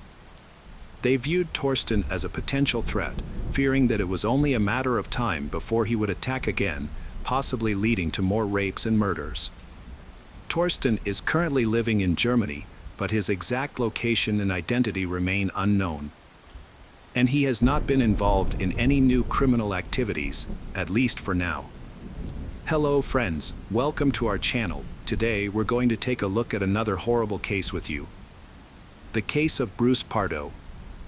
In December 2008, the Ortega family invited their adult children and their families to their beautiful home in Covina, California, to celebrate Christmas. Covina is a quiet town with a low crime rate, located about 30 kilometers from Los Angeles. Joseph and Alice Ortega cherished Christmas as a time to bring their loved ones together. They had 5 children, 2 sons, Charles and James, and 3 daughters, Alicia, Letitia, and Sylvia. During this festive gathering, they engaged in their traditional poker games, enjoying laughter and joy while celebrating together. Suddenly, the doorbell rang. No one suspected that the person at the door intended to harm the Ortega family. So, they opened the door without hesitation. A few minutes later, a neighbor called 911 in a panic, yelling that the house across the street was on fire. He urgently requested firefighters to come quickly. Chaos unfolded at the scene. Firefighters were dispatched immediately to put out the flames. However, by the time they arrived, the emergency service had received several more calls from concerned neighbors. Some reported hearing gunfire, while others mentioned seeing people fleeing the house and crying for help. All available emergency crews were sent to manage the situation. Later, one of the police officers who arrived at the house described the scene as an apocalypse. Everything was on fire, and a large number of special service personnel and equipment had arrived, causing many people to rush around. Most neighbors came out of their homes, watching helplessly as firefighters worked to put out the flames at the Ortega family's house. In the midst of this chaos, they quickly located Letitia and Katrina, her 8-year-old daughter, who had managed to escape the violence. Remarkably, both survived. Initially, it was thought they had fled the fire, but the reality was much more disturbing. When the police arrived, Letitia was no longer at the house. Her daughter had been seriously injured by a gunshot and was taken to the hospital, where doctors were fighting to save her life. Letitia, a key witness, was interviewed at the hospital and shared a shocking story that disturbed the entire city. She explained that during Christmas celebrations, a man dressed as Santa Claus came to the Ortega family's home. Instead of spreading holiday cheer, he pulled out a gun and started shooting. After the attack, the man in the Santa costume set the house on fire to destroy evidence. Due to her injuries, Letitia couldn't provide further details. Neighbors backed up Letitia's account, saying that at around 2:45 a.m., they saw a strange car with a Santa Claus image driving away from a dead-end street near her home. In an effort to apprehend the shooter, police quickly began investigating who had been in the area at the time. After firefighters extinguished the fire, they found the bodies of the victims amid the rubble. In total, 9 people were killed, and their bodies were burned beyond recognition. Forensic experts later confirmed that only the hosts and their daughter had died from gunshot wounds. The other guests suffered from gunshot wounds to varying degrees, but ultimately died from smoke inhalation and fire. Some of the bodies were so badly mutilated that they could only be identified through dental records. The initial situation worsened and police discovered another victim in a pool of blood in nearby Sylmar, California. Bruce Pardo was found dead by his brother, who had just returned from a Christmas party. Upon the police's arrival, they discovered 40-year-old Bruce had a single fatal gunshot wound to the head. Police initially thought Bruce ended his own life, as a 9mm pistol was found lying on his knees, with another gun lying on the floor next to him. Police confirmed that Bruce had recently finalized his divorce from Sylvia, from whom he had officially separated on December 18, 2008. Notably, Sylvia's maiden name was Arte, and she was involved in the Coven massacre. Police quickly suspected a connection between the murders. They believed that Bruce's death was staged to look like a voluntary act, implying that the real criminal wanted to conceal his involvement. It is believed that Bruce, who was allegedly the attacker, disguised as Santa Claus, ended his own life the murders.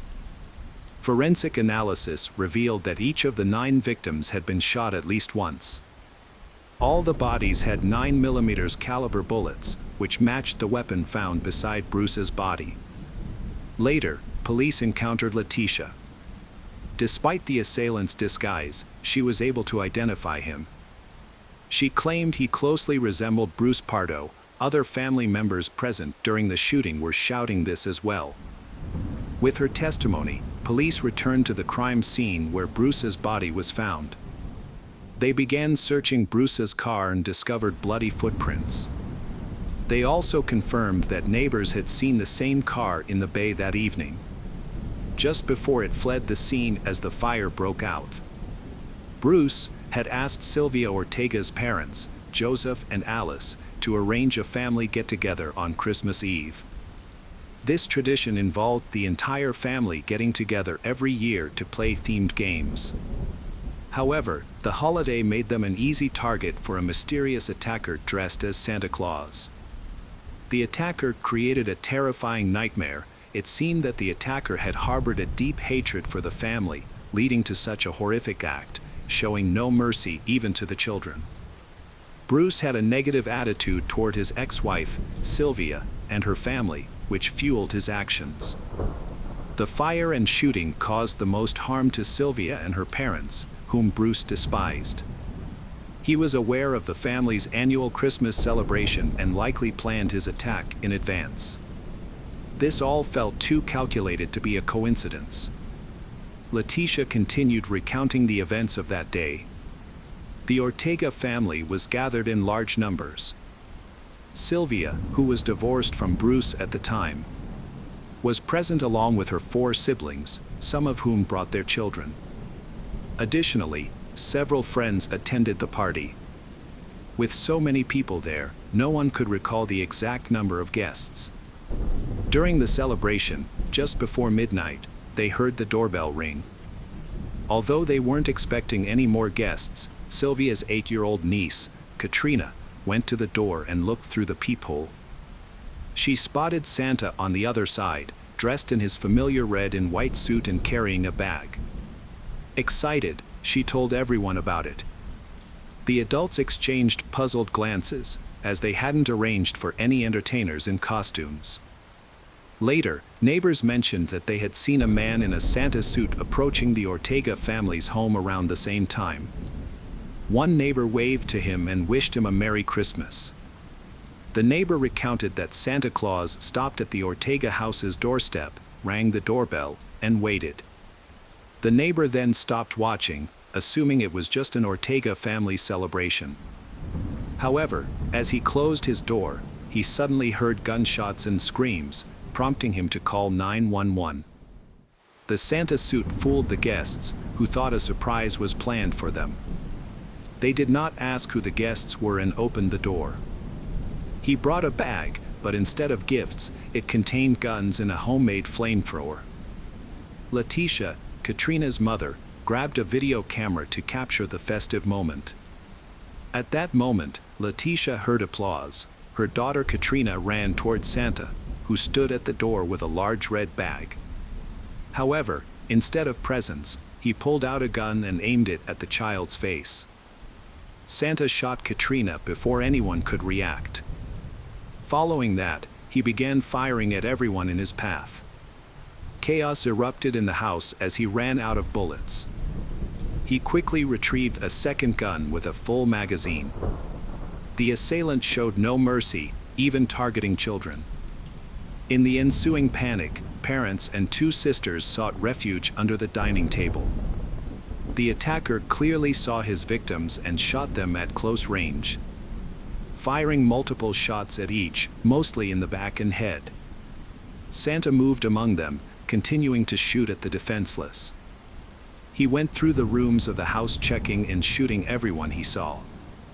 One of the bullets hit Sylvia's brother, James. Her other brother, Charles, screamed that he recognized the shooter. He barely had time to say Bruce Pardo's name before several gunshots rang out, and he was silenced forever. After moving through the house and leaving a trail of blood, Santa decided to destroy the evidence of his crime. He pulled a homemade flamethrower from his gift bag and began spraying fuel on the victims and surrounding furniture. Immediately, the entire first floor was engulfed in flames. Letitia said that the Santa suit caught fire and the attacker to flee the scene. This gave Letitia the opportunity to reach her daughter and take her to safety, but she was unable to save anyone else. Her child suffered serious head injuries, prompting a neighbor to quickly call emergency services. A 16-year-old boy and 2 other guests, along with everyone in the living room within sight of the attacker, were injured or killed. The survivors could only watch helplessly as the house burned, especially when a gas cylinder exploded inside. Firefighters arrived shortly after to extinguish the fire, with nearly 80 people on the scene. Despite their efforts, it took them an hour and a half to bring the fire under control. Police were initially skeptical, but a thorough investigation of the crime scene and autopsy confirmed that Bruce had indeed ended his own life, as no one else was in the house when he pulled the trigger.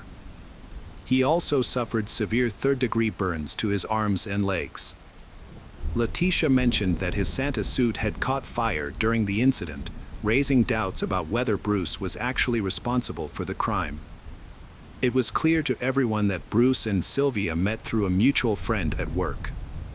At the time, Sylvia was divorced and had 3 children from her previous marriage. She and Bruce quickly connected and started dating. Their relationship progressed rapidly, and by December 2006, they decided to get married. Following their wedding, they bought a lovely house to accommodate their growing family. Bruce had a stable job as an electrical engineer at a large local company and also volunteered at the local Catholic church. Generally, people viewed him as a positive and helpful person, always willing to assist others in difficult situations, unless the conversation turned to money. Bruce always aimed to become wealthy. He worked hard, which allowed him to buy a boat and several cars over time. With their good income, he and his wife were able to purchase an expensive house with a mortgage, making their first payment together. However, since the house was located in a high-end area, their relationship began to suffer. By 2007, Sylvia started to voice her frustrations more often, feeling overwhelmed by the responsibilities she had to shoulder. She worked and earned a good salary while also raising 3 children, whom Bruce did not help with. Despite this, he took on most of the financial responsibilities for repaying the mortgage. Sylvia felt that Bruce did not contribute enough to their common goals. Despite this, she still took care of his dog. They had a joint savings account, but she believed that she did more to support them financially. Conflict arose over money because Bruce was stingy, which frustrated Sylvia. They had originally agreed that Sylvia would support her 3 children from a previous relationship, so Bruce refused to spend money on them. At first, their family life was relatively stable, but Bruce's greed soon began to annoy Sylvia. She expected their savings to total around $88,000. In 2007, when she checked the account, she discovered that Bruce had transferred all their savings to his personal account, leaving only $9,000. This incident significantly strained their marriage. Later, Sylvia learned that Bruce had been unfaithful throughout their marriage.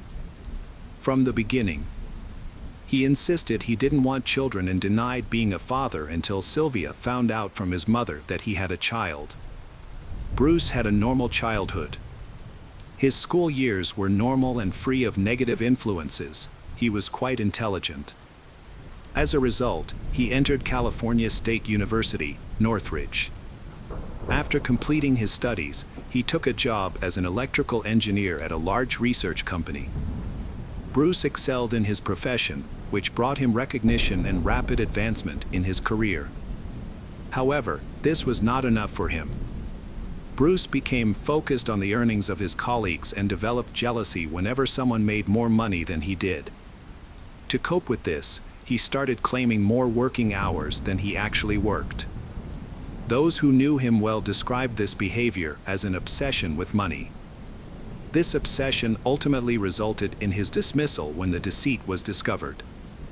Relatives noted that Bruce struggled with relationships with women. Although he was attractive and dated many, these relationships often ended abruptly. Financial problems were a constant issue in his life. Bruce started dating a colleague named Dea, and they both seemed serious about their relationship, even planning a wedding together. However, financial concerns became a point of contention.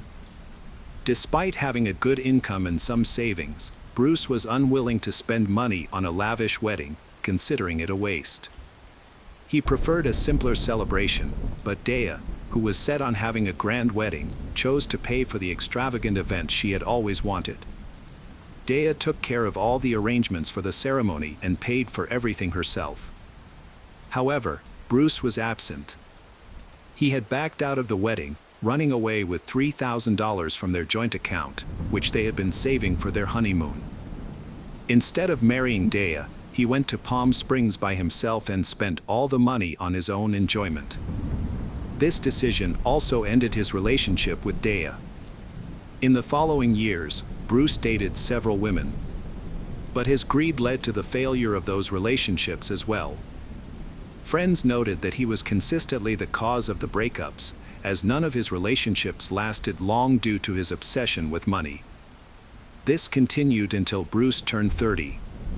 During this time, he met Elena Luca, and they eventually married and had a son named Matthew in 2001. Tragically, when Matthew was only 1 year old, an accident occurred. While Elena went to the store for a while, Matthew was in Bruce's care. But Matthew fell into the pool in their yard. When Elena returned, she found Bruce and their son not breathing. It is unclear why Bruce did not call for help or attempt to resuscitate Matthew. Elena quickly called 911. Although doctors were able to revive Matthew, he suffered severe, irreversible brain damage that left him partially paralyzed for the rest of his life. Bruce's erratic behavior led Elena to suspect that he wanted to abandon their child, whom he seemed to find uninteresting. Bruce then chose to leave Elena and their disabled child, without providing any financial support. This left Elena in a difficult situation, as she was not working and in dire need of help. Despite her constant requests and innuendos, Bruce chose to ignore her, avoiding all contact with Matthew and ignoring Elena's pleas. By the time of the tragic events, the medical bills had exceeded $35,000, and with no payment agreement in place, Elena turned to the court for help. She was later awarded a monthly payment of $240, but the amount was not enough to care for a disabled child. When Sylvia discovered his past actions, she chose to end their marriage. She was outraged by Bruce's lack of concern for their son, which made it impossible for her to stay with him. Consequently, she filed for divorce. The court ordered Bruce to pay Sylvia a one-time settlement of $10,000, which was significantly less than what he had withdrawn from their joint account. Additionally, he was required to pay monthly alimony. Sylvia also retained her engagement ring and the dog they had adopted during their marriage. The division of their real estate was still being decided in court. Bruce's ideal life began to crumble. Not only did he go through a costly divorce, but he also lost his job, which made his financial situation worse. Accustomed to a high standard of living, he could no longer maintain his previous lifestyle.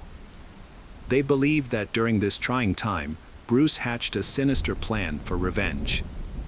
Just before Christmas, Bruce purchased 2 handguns, an air compressor, a high-octane flamethrower, and a custom-made Santa Claus suit.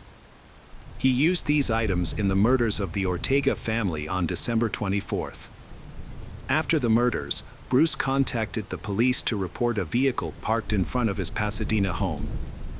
When the license plate was checked, police discovered that the Dodge Caliber had been rented by Bruce Pardo.